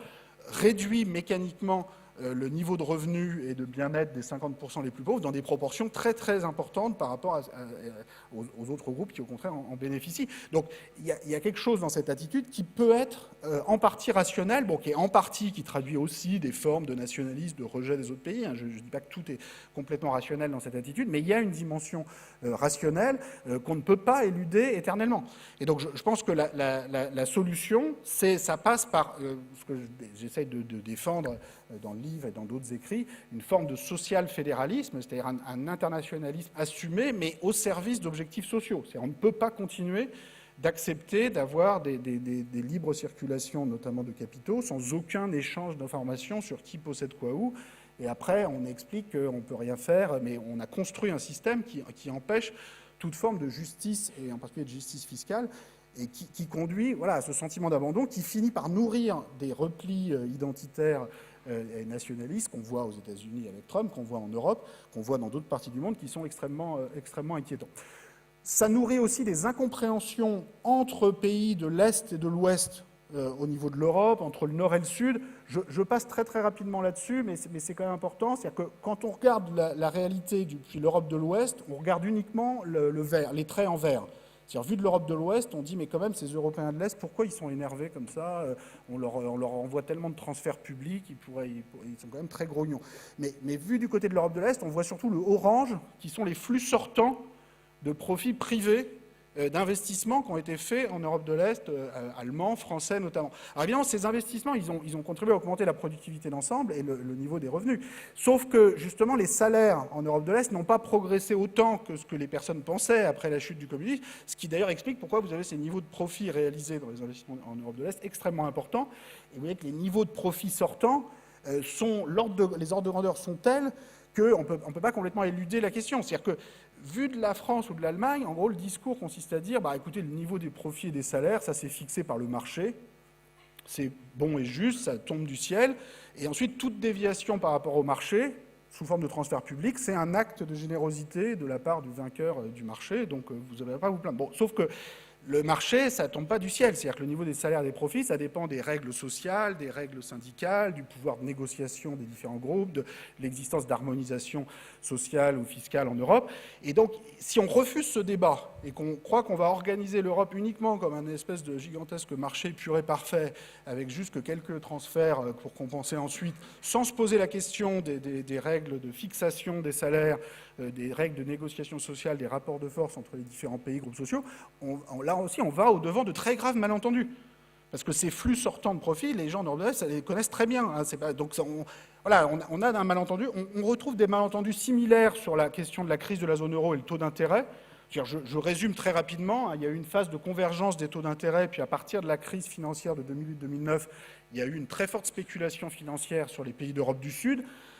Aujourd'hui, ça s'est un peu calmé, mais les discours, là encore, sont très contradictoires. C'est-à-dire, la France et l'Allemagne ont tendance à dire à la Grèce, bon, regardez, sur les marchés, vous vous seriez pris des taux d'intérêt de 10%. Nous, on vous a reprêté à 3 ou 4 ou 5% de l'argent qu'on a emprunté à 1%. Regardez comme on est généreux. Et vu la Grèce, on voit les choses différemment. On se dit plutôt, vous avez quand même fait une sacrée marche sur nos dettes. Donc là encore, tout dépend le référentiel que vous prenez. C'est est-ce que vous pensez que le prix de marché, là en l'occurrence le taux d'intérêt que se prend un pays sur la figure sur les marchés, c'est ça le référentiel? Ou est-ce que vous ne considérez pas plutôt, ce qui serait plutôt mon notion, qu'à partir du moment où vous voulez une union monétaire, il faut aussi une union du taux d'intérêt, une union de la dette, une dette commune, de façon à fermer ce marché et sortir des spéculations financières qui n'ont rien de particulièrement rationnel, comme beaucoup de marchés d'ailleurs. Donc voilà, il y a une réflexion sur les formes de redistribution avant le marché, de pré-distribution, si on veut, et de redistribution après le marché. Les deux sont importantes, il faut penser les deux, et on s'est enfermé dans un mode de pensée qui ne pense que l'un et pas l'autre, et je pense que c'est une partie de nos malentendus viennent de là. Alors, il y aurait beaucoup d'autres choses à dire, notamment sur les solutions qui ont été apportées après la crise de 2008 en termes d'énorme augmentation des bilans de banques centrales, ce qui a permis d'éviter les faillites bancaires en série. Le problème, c'est qu'aujourd'hui, ça a donné l'impression parfois qu'on pouvait tout régler juste avec des banques centrales. Et moi, j'ai fait cette expérience quand on a sorti il y a 1 an avec un groupe de juristes, économistes, ce projet de traité de démocratisation de l'Europe avec une assemblée commune pour les pays de la zone euro qu'ils voulaient pour voter des impôts en commun, voilà, pour financer un budget, enfin vraiment quelque chose de très bien structuré avec des impôts qui financent des dépenses. Beaucoup de personnes ont réagi en disant « Non mais attendez, c'est compliqué, l'histoire d'assemblée, d'impôts, tout ça, il suffit d'imprimer plus d'argent à la BCE, on l'a fait pour sauver les banques, on pourrait le faire pour sauver l'environnement, pour sauver la planète. » Et de fait, ça fait partie de la solution, c'est-à-dire la monnaie peut faire partie de la solution et ça va être très difficile d'expliquer éternellement qu'on pouvait imprimer tout ça pour sauver les banques, mais qu'on ne peut rien faire pour d'autres causes qui sont au moins aussi importantes. En même temps, on ne va pas pouvoir tout régler avec la monnaie, la création monétaire, et je pense que c'est une des difficultés qu'on a aujourd'hui, c'est que l'ampleur de la création monétaire des 10 dernières années rend très compliqué un débat sur la fiscalité commune en Europe, l'Assemblée commune en Europe, parce qu'on a l'impression qu'on va pouvoir tout s'en sortir avec la BCE, qui peut encore faire partie de la solution. D'ailleurs, il y a certains pays, là vous voyez les augmentations de taille de bilan de la BCE et de la Fed. La Suisse et le Japon ont été encore plus loin. On est à 100% du PIB de taille de bilan. J'ai déjà dépassé mon temps, donc je vais m'arrêter là en évoquant juste sur cette slide, et je m'arrête sur cette slide-là définitivement, 3 éléments de dépassement de ces contradictions qui, en fait, tous les 3 récapitulent des choses que j'ai déjà mentionnées dans cette conférence. La question de la justice éducative, c'est-à-dire je pense que l'inégalité de l'accès à l'éducation, parfois absolument, enfin, avec une ampleur abyssale, non seulement dans les pays qui ont des universités privées comme aux États-Unis, mais aussi dans des pays comme en France qui prétendent qu'on a un système public égalitaire, mais qui en fait vont investir 3 ou 4 fois plus dans certaines filières que dans d'autres par étudiants, et qui sont justement les filières où vont plutôt des personnes qui ont des origines plus favorisées en moyenne. Donc il y a un problème de justice éducative qui, je pense, explique en partie les retournements d'alliances politiques, en tout cas ont accompagné les retournements d'alliances politiques qu'on a observés.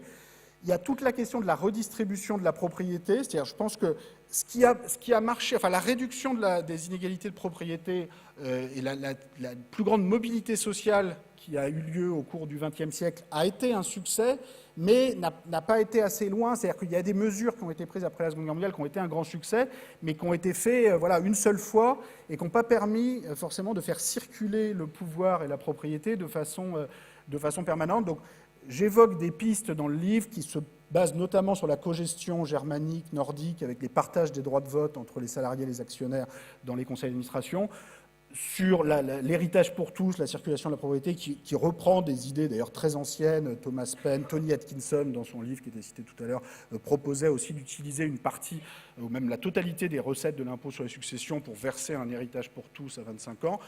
Moi, je pousse ça un peu plus loin en utilisant aussi les recettes d'un impôt annuel sur la propriété de type impôt sur la fortune rénové. Bon, voilà, on pourra en discuter beaucoup plus longtemps. Et le dernier point qui est peut-être le plus important, c'est l'idée du social-fédéralisme, c'est-à-dire l'idée qu'on ne peut pas avoir de libre-échange si on n'a pas des impôts communs, des règles communes sur des objectifs sociaux, des objectifs d'émissions carbone, des objectifs environnementaux, et que les questions de libre-échange doivent n'être qu'un des éléments de ces traités internationaux, et on peut plus simplement organiser ces relations uniquement sur la croissance d'une autorégulation complète par le libre-échange. Désolé d'avoir été un petit peu long, je me réjouis qu'on puisse avoir un peu de temps quand même pour des questions, et merci beaucoup pour votre attention.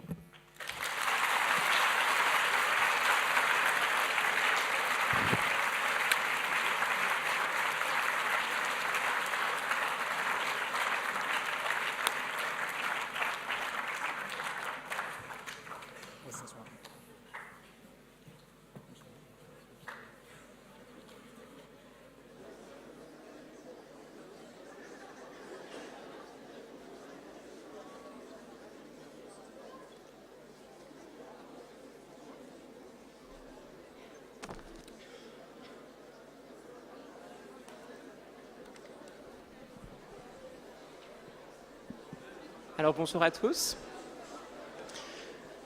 Donc tout d'abord, merci beaucoup à Thomas pour sa présentation qui a été particulièrement intéressante. Donc j'ai mis le livre sur la table, donc je l'ai lu dans une grande partie et effectivement j'ai trouvé que c'était un livre remarquable et j'ai appris beaucoup de choses. Donc je vous invite à le lire à votre tour. Et je le dis maintenant pour ne pas oublier à la fin, il y aura une séance de dédicace qui suit cette séance. Donc je vous invite à ne pas la manquer. Alors, on a relativement peu de temps. Donc ma collègue Sofiat et moi-même allons poser quelques questions que nous avions préparées à Thomas. Et ensuite, on résumera les questions qui ont été posées par vous toutes et tous.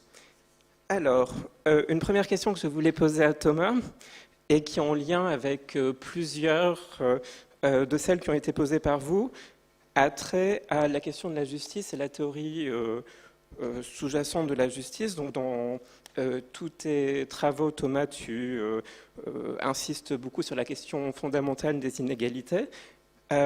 Et donc, on distingue souvent deux logiques quand on pense aux inégalités, la logique de l'égalité d'opportunité ou d'égalité des chances, dans laquelle on devrait compenser les gens pour tous les aspects dont ils ne sont pas responsables, les circonstances, leur origine familiale par exemple, mais pas pour leurs efforts qu'ils fournissent ou pas. Donc ça c'est une première approche, l'égalité des chances. Et il y a une deuxième approche qui est celle de l'égalité des résultats, enfin equality of outcome en anglais, et notamment Tony Atkinson dans son dernier livre prônait vivement de façon très vivante en faveur de l'égalité des résultats.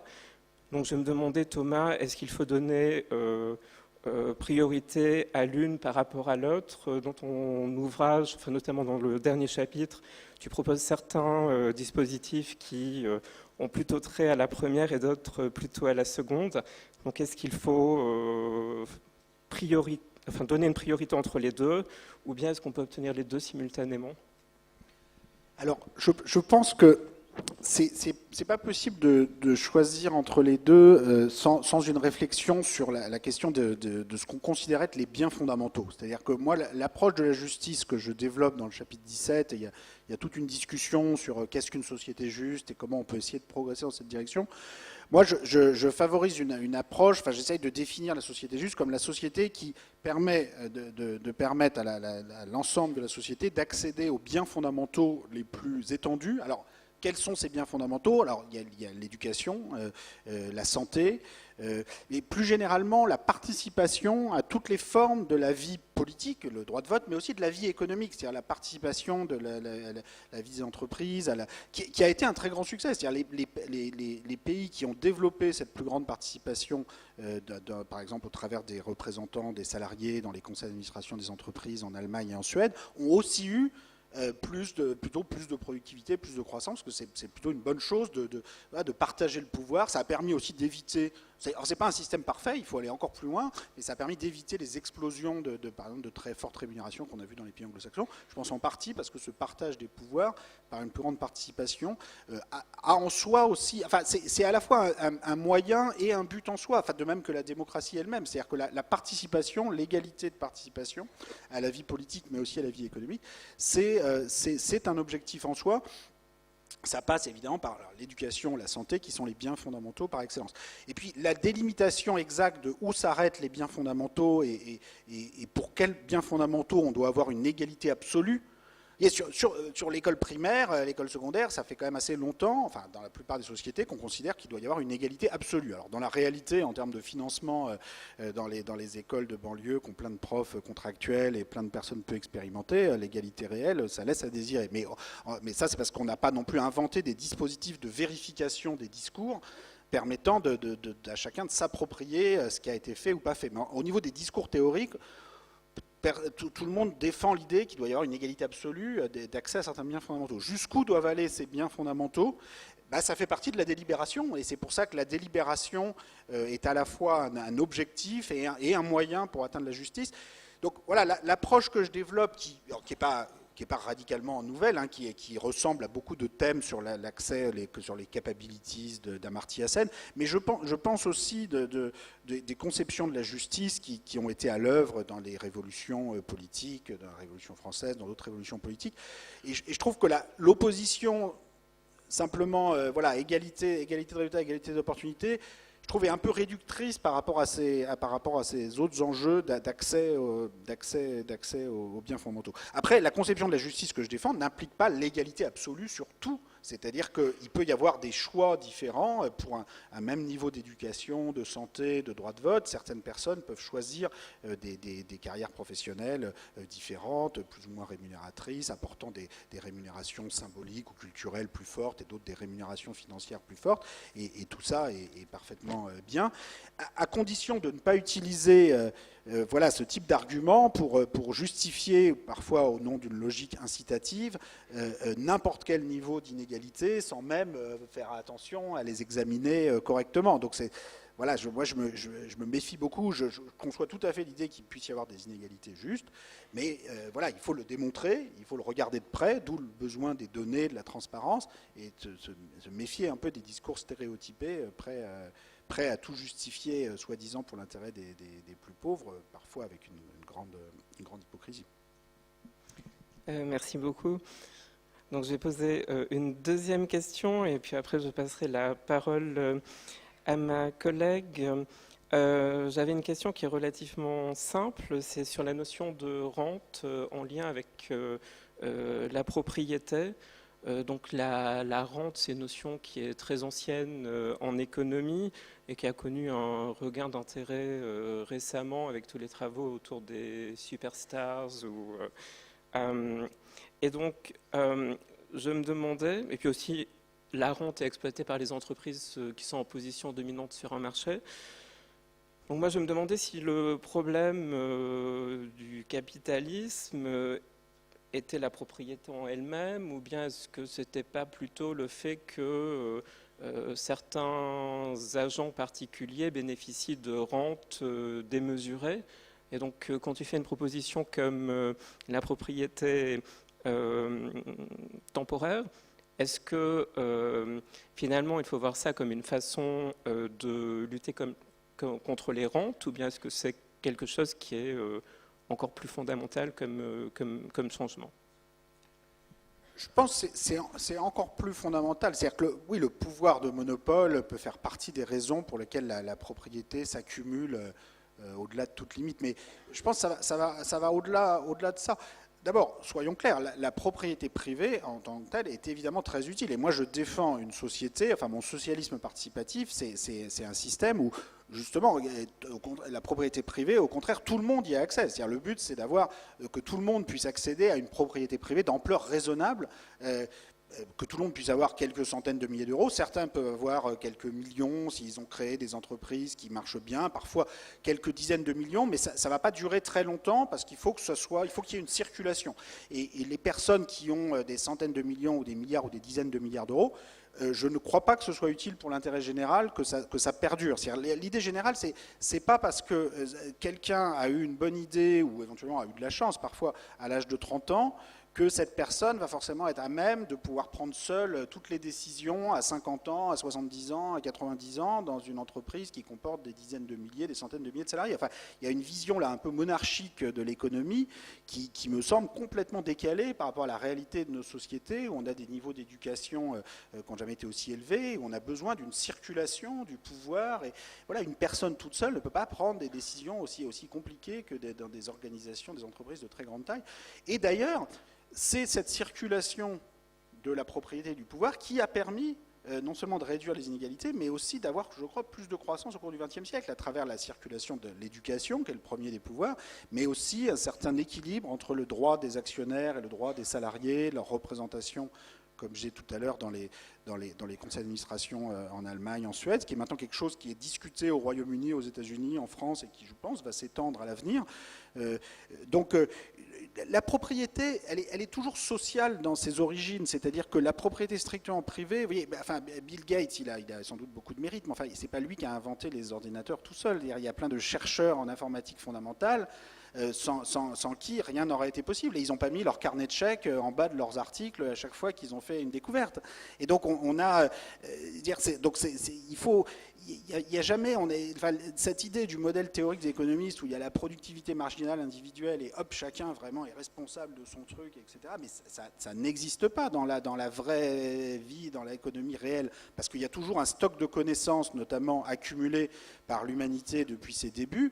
Et donc après, vous avez des appropriations privées, parfois de connaissances publiques, qui pour le coup ne sont pas dans l'intérêt général et n'ont rien à voir avec une propriété strictement privée. Et si quelqu'un pouvait aujourd'hui s'approprier le théorème de Pythagore et récupérer 100 € sur le dos de chaque écolier ou collégien utilisant le théorème de Pythagore, bon, il n'y a pas de doute que la capitalisation boursière de cette société serait considérable. Et en même temps, on n'aurait pas créé un poil de capital nouveau, parce qu'on a le théorème de Pythagore, on le connaît depuis 2500 ans.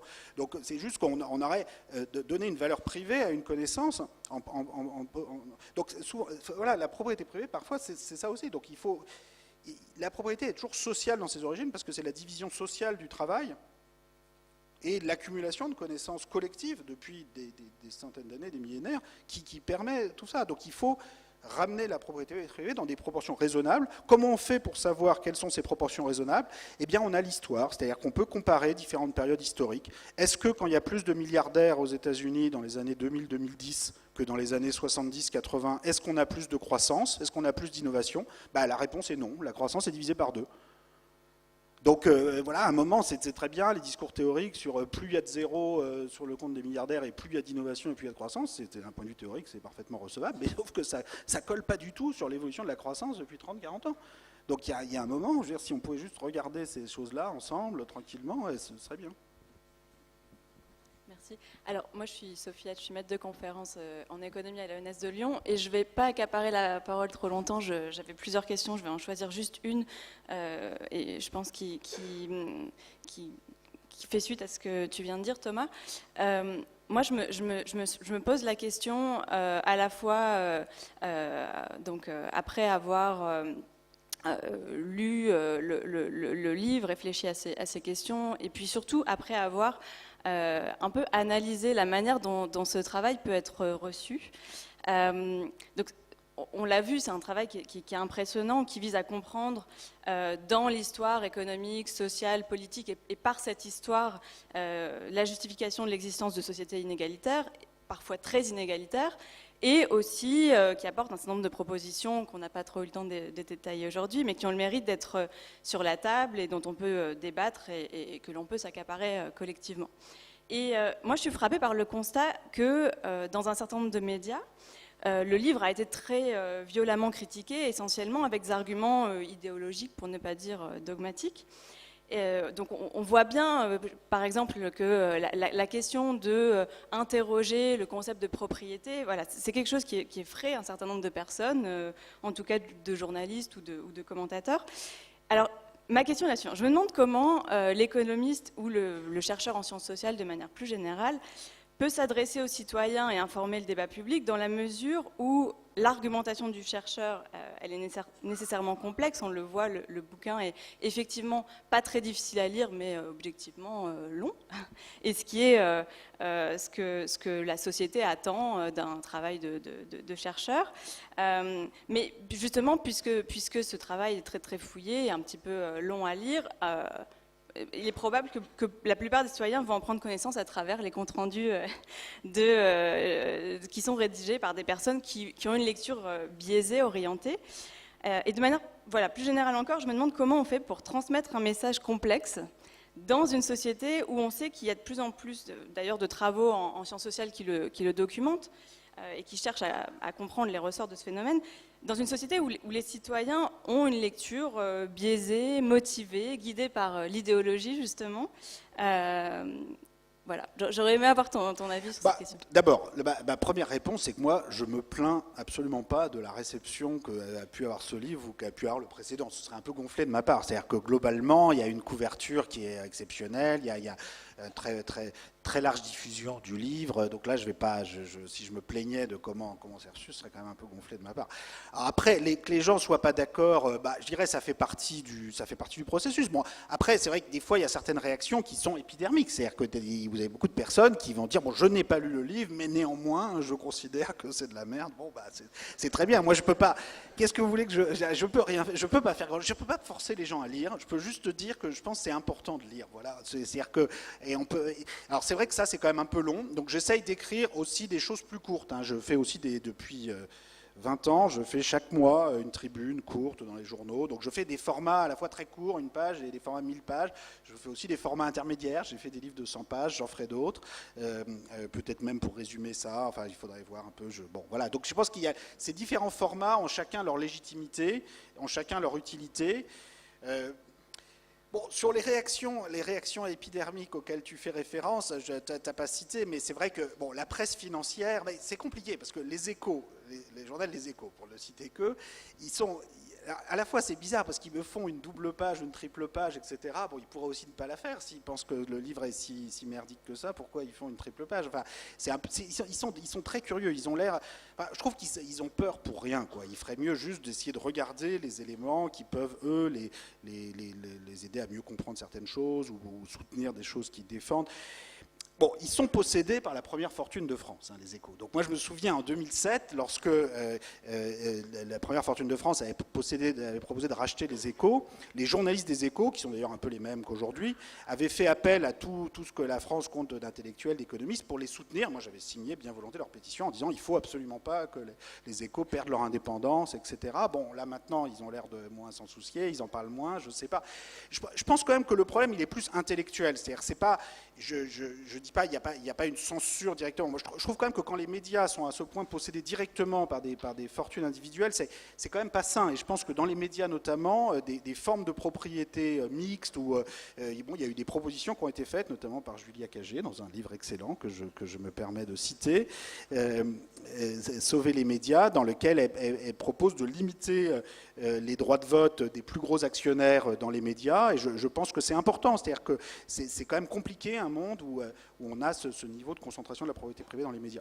Après, d'un point de vue plus intellectuel, c'est vrai qu'il y a eu certaines réactions qui vraiment, je trouve, en fait, illustrent beaucoup certains des thèmes du livre, notamment sur cette espèce de peur de la boîte de Pandore, de la remise en cause de la propriété, et aussi ressemble parfois au soi-disant libéralisme en fait très élitiste qu'on retrouvait par exemple chez Tocqueville au XIXe siècle et dont je me moquais un petit peu tout à l'heure. C'est-à-dire, sur l'héritage pour tous à 120 000 €, j'ai eu par exemple un interview incroyable avec le journal L'Opinion, qui se présente comme un journal libéral, soi-disant, et qui m'a dit, mais quand même, là, 120 000 € là, pour tous ces enfants là, de classe populaire, classe moyenne, vous ne croyez pas que ça pose quand même un problème d'incitation au travail Et puis, d'abord, est-ce qu'ils vont savoir quoi en faire? Ils vont en faire n'importe quoi. Et c'est les mêmes personnes qui, par contre, s'il y a des gens qui reçoivent plusieurs millions, plusieurs dizaines de millions, plusieurs centaines de millions, les enfants de milliardaires, là, ça leur pose absolument aucun problème, c'est parfaitement bien, et ils vont forcément savoir en faire quelque chose de bien, mais quand c'est les enfants de pauvres ou de classe populaire, là, ça les fait complètement paniquer.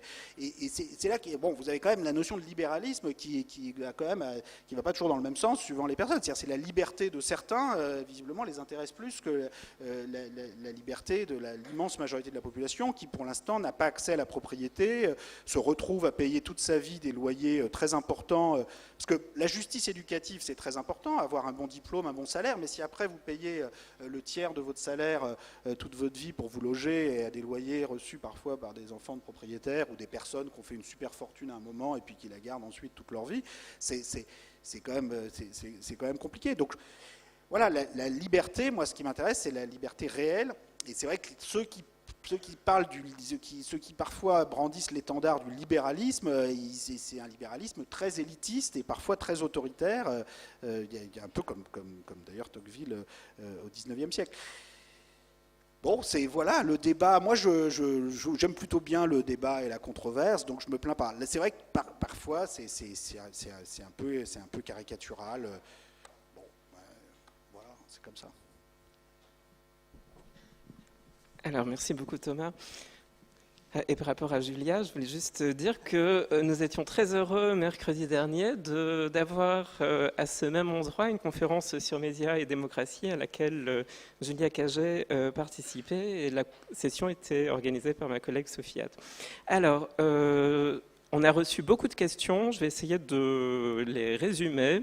Donc, une première portait sur la question de la décroissance, donc en lien avec les discussions sur le réchauffement climatique.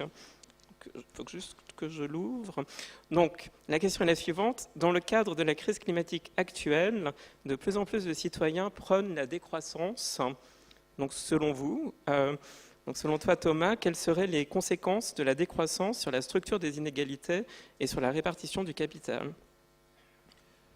Oui, alors la question centrale, c'est la croissance de quoi? C'est-à-dire comment on définit la croissance. Donc moi je fais très attention dans mon livre et depuis dans d'autres écrits depuis très longtemps, de parler non pas de croissance du PIB, du produit intérieur brut, mais de croissance du revenu national. Alors ça peut paraître comme ça une petite différence, mais il y a deux différences importantes. C'est que le revenu national, d'abord on prend en compte les revenus du capital partant à l'étranger ou allant à l'étranger, donc la question de la propriété de pays par d'autres, ce qui est important. Mais surtout, pour répondre à cette question, on prend en compte la consommation de capital et normalement aussi la consommation de capital naturel. Donc autrement dit, si vous sortez des hydrocarbures du sol, et que après vous les utilisez pour faire fonctionner votre voiture, c'est censé faire beaucoup de PIB, mais en fait ça ne fait pas du tout de revenu national parce que vous diminuez les réserves de capital d'hydrocarbures qu'il y avait déjà dans le sol. Donc en fait c'est zéro revenu national et éventuellement beaucoup de PIB. Si en plus le fait de brûler ces hydrocarbures, et on a de bonnes raisons de le penser, favorise le réchauffement climatique et crée toute forme d'effet externe négatif, alors cette action consistant à sortir les hydrocarbures du sol et à les brûler, non seulement ça ne fait pas du PIB positif, mais ça fait même du revenu national négatif. Donc vous voyez que l'indicateur qu'on utilise pour mesurer la soi-disant croissance change tout. Alors, cela étant dit, je pense qu'on a besoin quand même d'une notion de croissance avec un indicateur qui peut être le revenu national. Il faut le compléter avec d'autres indicateurs, comme par exemple les degrés mesurant le réchauffement climatique, donc se fixer des indicateurs en termes de cibles de degrés. Et pour le coup, je pense que si on veut avoir des cibles un peu moins catastrophiques que celles vers lesquelles on se dirige actuellement, ça pourra se faire qu'avec une très forte réduction des inégalités. C'est-à-dire, je pense que c'est impossible d'aller vers la sobriété énergétique si on n'a pas une certaine sobriété sociale, économique, financière. C'est-à-dire, tant qu'on a des trains de vie complètement fous au sommet de la distribution, on ne voit vraiment pas comment les classes moyennes, populaires, accepteraient de changer le leur et de faire des efforts sur leur mode de vie. Donc, pour moi, vraiment, réduction des inégalités et résolution du problème du réchauffement climatique vont absolument ensemble. Enfin, disons, la réduction des inégalités est une condition nécessaire, pas suffisante, mais nécessaire pour résoudre le problème du réchauffement climatique. Mais on aura quand même besoin d'une notion de croissance, parce que, vous voyez, si on refuse... Vous voyez, la croissance, c'est aussi le fait de pouvoir comparer des niveaux de revenus entre eux. À la fois, d'ailleurs, à un moment donné du temps, à l'intérieur des pays, et puis dans le temps. Mais si on n'a pas de façon de comparer le revenu ou le capital possédé par les uns et les autres, pour développer des normes de justice, ça va être quand même très difficile. Et on a besoin de développer des normes de justice communes pour arriver à résoudre les problèmes climatiques. Donc la doctrine consistant à dire moi je ne veux plus entendre parler de revenus, de salaires, de patrimoine, de rien du tout, parce qu'il n'y a plus qu'une seule chose qui m'importe, c'est l'environnement, c'est un discours qui me paraît extrêmement dangereux si on veut résoudre les problèmes environnementaux. Et c'est un discours qui est inadapté. C'est-à-dire que oui, bien sûr, il faut parler d'environnement, mais pour résoudre les problèmes d'environnement, il va falloir des notions de justice.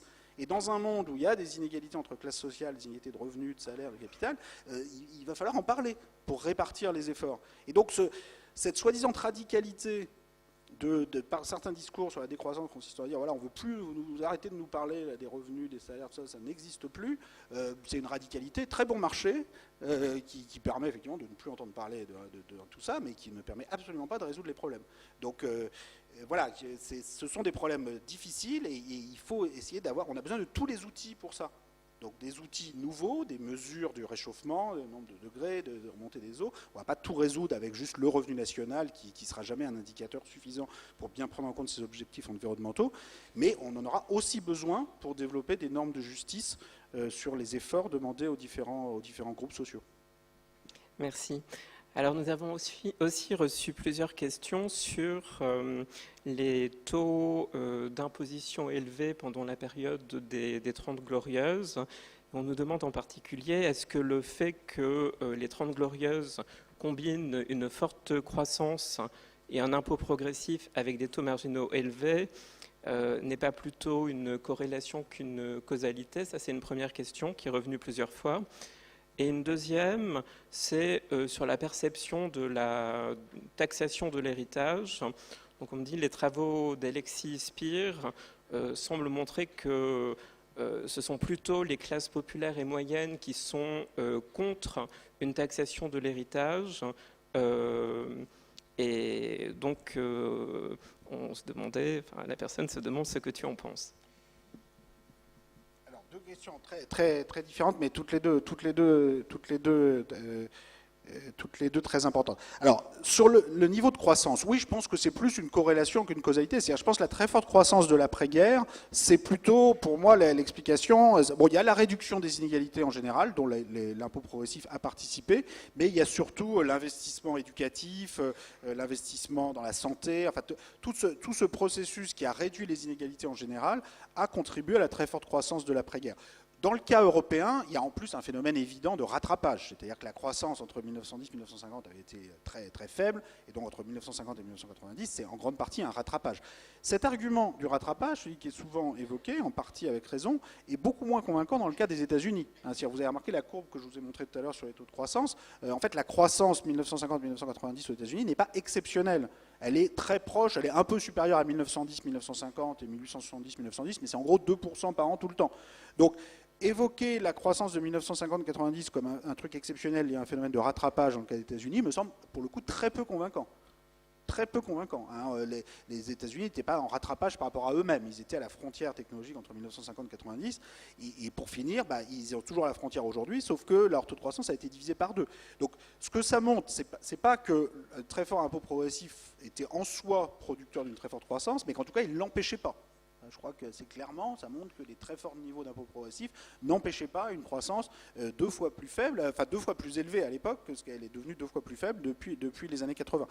Et il y avait d'autres facteurs d'éducation, d'investissement dans la recherche notamment. Mais en tout cas, ce qu'on peut retirer de ça, je pense de façon très claire, c'est qu'une très forte progressivité fiscale n'empêche pas une croissance très rapide sur la base des expériences. Alors, certaines personnes, j'entends parfois des personnes qui me disent oui, mais cette expérience des États-Unis de 50, 90, finalement, ça n'a pas forcément des conclusions universelles. Et c'est vrai que ça reste une expérience limitée. En même temps, c'est tout ce qu'on a sous la main. C'est-à-dire que si on refuse comme ça de regarder, c'est quand même la principale puissance économique au XXe siècle, c'est quand même des périodes de 40 ans, tout ça. Si on refuse de regarder ça, qu'est-ce qu'on a? Vous voyez, ça devient un peu nihiliste. C'est-à-dire que ça devient de dire, non, mais aujourd'hui c'est différent, on n'a rien à apprendre de ces périodes-là. Les gens disent que c'était du rattrapage. Mais à nouveau, aux États-Unis, ce n'était pas un rattrapage. La croissance avait été particulièrement faible les décennies d'avant. Donc, moi, je pense que voilà, si on retourne ça bien dans tous les sens, ce qu'on a de mieux comme fait, quand même, suggère que en tout cas, concrètement, si on revenait à ce niveau de progressivité fiscale aux États-Unis dans les décennies qui viennent, je ne pense certainement pas que ça abaisserait davantage la croissance par rapport à ce qu'elle a été des 30 dernières années. Et si on utilisait ces nouvelles ressources pour investir dans la formation, qui est ce que proposent des candidats comme Warren, Sanders, bon, je me permets de faire leur publicité puisque personne ne va voter ici aux élections primaires démocrates, je crois, et puis bon, j'en ferai la publicité de toute façon. Le projet, c'est pas seulement le retour de l'impôt progressif, c'est aussi le financement de l'éducation. Il y a tout le problème de la dette étudiante aux États-Unis qui est énorme, que Sanders et Warren proposent d'annuler et d'avoir un plus gros financement dans les universités publiques, parce que vous ne pouvez pas faire fonctionner un pays uniquement avec Harvard et Stanford hyper bien financés. Et ça fonctionne très bien, Harvard et Stanford, mais vous pouvez pas, ça suffit pas. Vous ne pouvez pas avoir juste une petite élite en haut qui a un super investissement éducatif et laisser complètement tomber tout le système public, universitaire, comme c'est le cas aux États-Unis. Et donc je pense que ça, pour le coup, ça peut faire remonter la croissance de façon beaucoup plus certaine, et ça peut être financé par l'impôt progressif. Je réponds très vite sur l'impôt sur les successions. L'impôt sur les successions, effectivement, dans tous les pays, est moins populaire que l'impôt sur la fortune. Par contre, l'impôt annuel sur la fortune, dans tous les pays, est plébiscité. En France, où il y a une très grande majorité qui souhaite le rétablissement de l'impôt sur la fortune. Aux États-Unis, où les propositions de création d'un impôt sur la fortune par Warren et Sanders, je rappelle que là, Warren et Sanders, ils proposent maintenant des taux qui sont entre 6 et 8% des taux annuels d'imposition sur les plus grandes fortunes. Juste pour mémoire, l'impôt sur la fortune en France, ça n'a jamais dépassé 2-2,5%. Donc là, on est sur des taux appliqués aux plus grandes fortunes qui sont 2-3 fois plus élevé que ce qui a été proposé. Je ne dis pas que ça va se faire, forcément, mais c'est quand même intéressant de voir ça dans le débat. Moi, j'ai le souvenir, il y a quelques années, d'avoir débattu avec Warren à Boston, où moi, dans mon bouquin de 2014, je disais qu'il faut un taux entre 5 et 10% sur les plus hautes fortunes, et Warren disait, oh là là, quand même, bon, c'est impôt sur la fortune, ça me paraît un peu dangereux, tout ça. Donc il y a une évolution du débat des États-Unis, je ne dis pas du tout que c'est suite à moi, je pense que c'est une évolution qui, de toute façon, était en route, allait avoir lieu, et est en place en partie depuis la crise de 2008, où il y a une remise en cause graduelle d'un espèce d'excès qu'il y a eu dans les années 80-90. Mais ça va quand même assez loin. Et ça, pour le coup, c'est beaucoup plus populaire que l'impôt sur les successions. Et d'ailleurs, moi dans les propositions que je fais, je mise beaucoup plus sur l'impôt annuel sur la propriété que sur l'impôt sur les successions. Je pense qu'il faut un peu des deux, mais je pense qu'il y a une raison de fond. Par exemple, les gens, c'est vrai, ont très peur que, par exemple, au niveau de l'impôt sur les successions, qui vont devoir vendre, par exemple, l'héritage pour payer l'impôt sur les successions. Et c'est pour ça que les gens vont préférer... Alors, les gens aussi surestiment combien va représenter l'impôt sur les successions. Mais c'est vrai qu'on peut comprendre aussi pourquoi la peur de devoir payer 20% ou 30% d'un coup d'impôt sur les successions. Les gens préfèrent payer, par exemple, en taxe foncière, 1% par an pendant 30 ans, plutôt que payer 30% d'impôt au niveau de l'impôt sur les successions. Alors on peut dire que c'est de l'aveuglement fiscal, en fait ils ne se rendent pas compte de tout ce qu'ils vont payer en taxe foncière pendant longtemps. Moi je pense que c'est plus rationnel que ça. D'ailleurs on a un modèle avec Emmanuel Saez qui essaye de rationaliser tout ça. C'est-à-dire que si vous avez un problème de contrainte de crédit, comme on dit en économie, mais c'est juste que voilà, vous n'allez pas emprunter dans l'équivalent de 30% de votre patrimoine pour payer votre impôt sur les successions. Donc vous allez être obligé de vendre de fait l'héritage ou parfois la société, l'entreprise familiale ou la maison de campagne ou je ne sais pas quoi. Vous êtes obligé de la vendre pour payer le truc, alors que si vous pouvez payer 1% par an, parce que l'impôt sur le patrimoine, il ne faut pas oublier quand même, c'est peut-être un impôt sur le patrimoine, mais il est payé à partir des revenus. Et donc, il faut pouvoir sortir l'argent pour payer l'impôt par rapport aux revenus. C'est pour ça que moi, j'ai tendance à préférer l'impôt annuel sur la propriété. Alors, pas comme la taxe foncière qui n'est pas progressif. Le problème de la taxe foncière aujourd'hui, qui est le premier impôt annuel sur le patrimoine en France, c'est 40 milliards d'euros, la taxe foncière.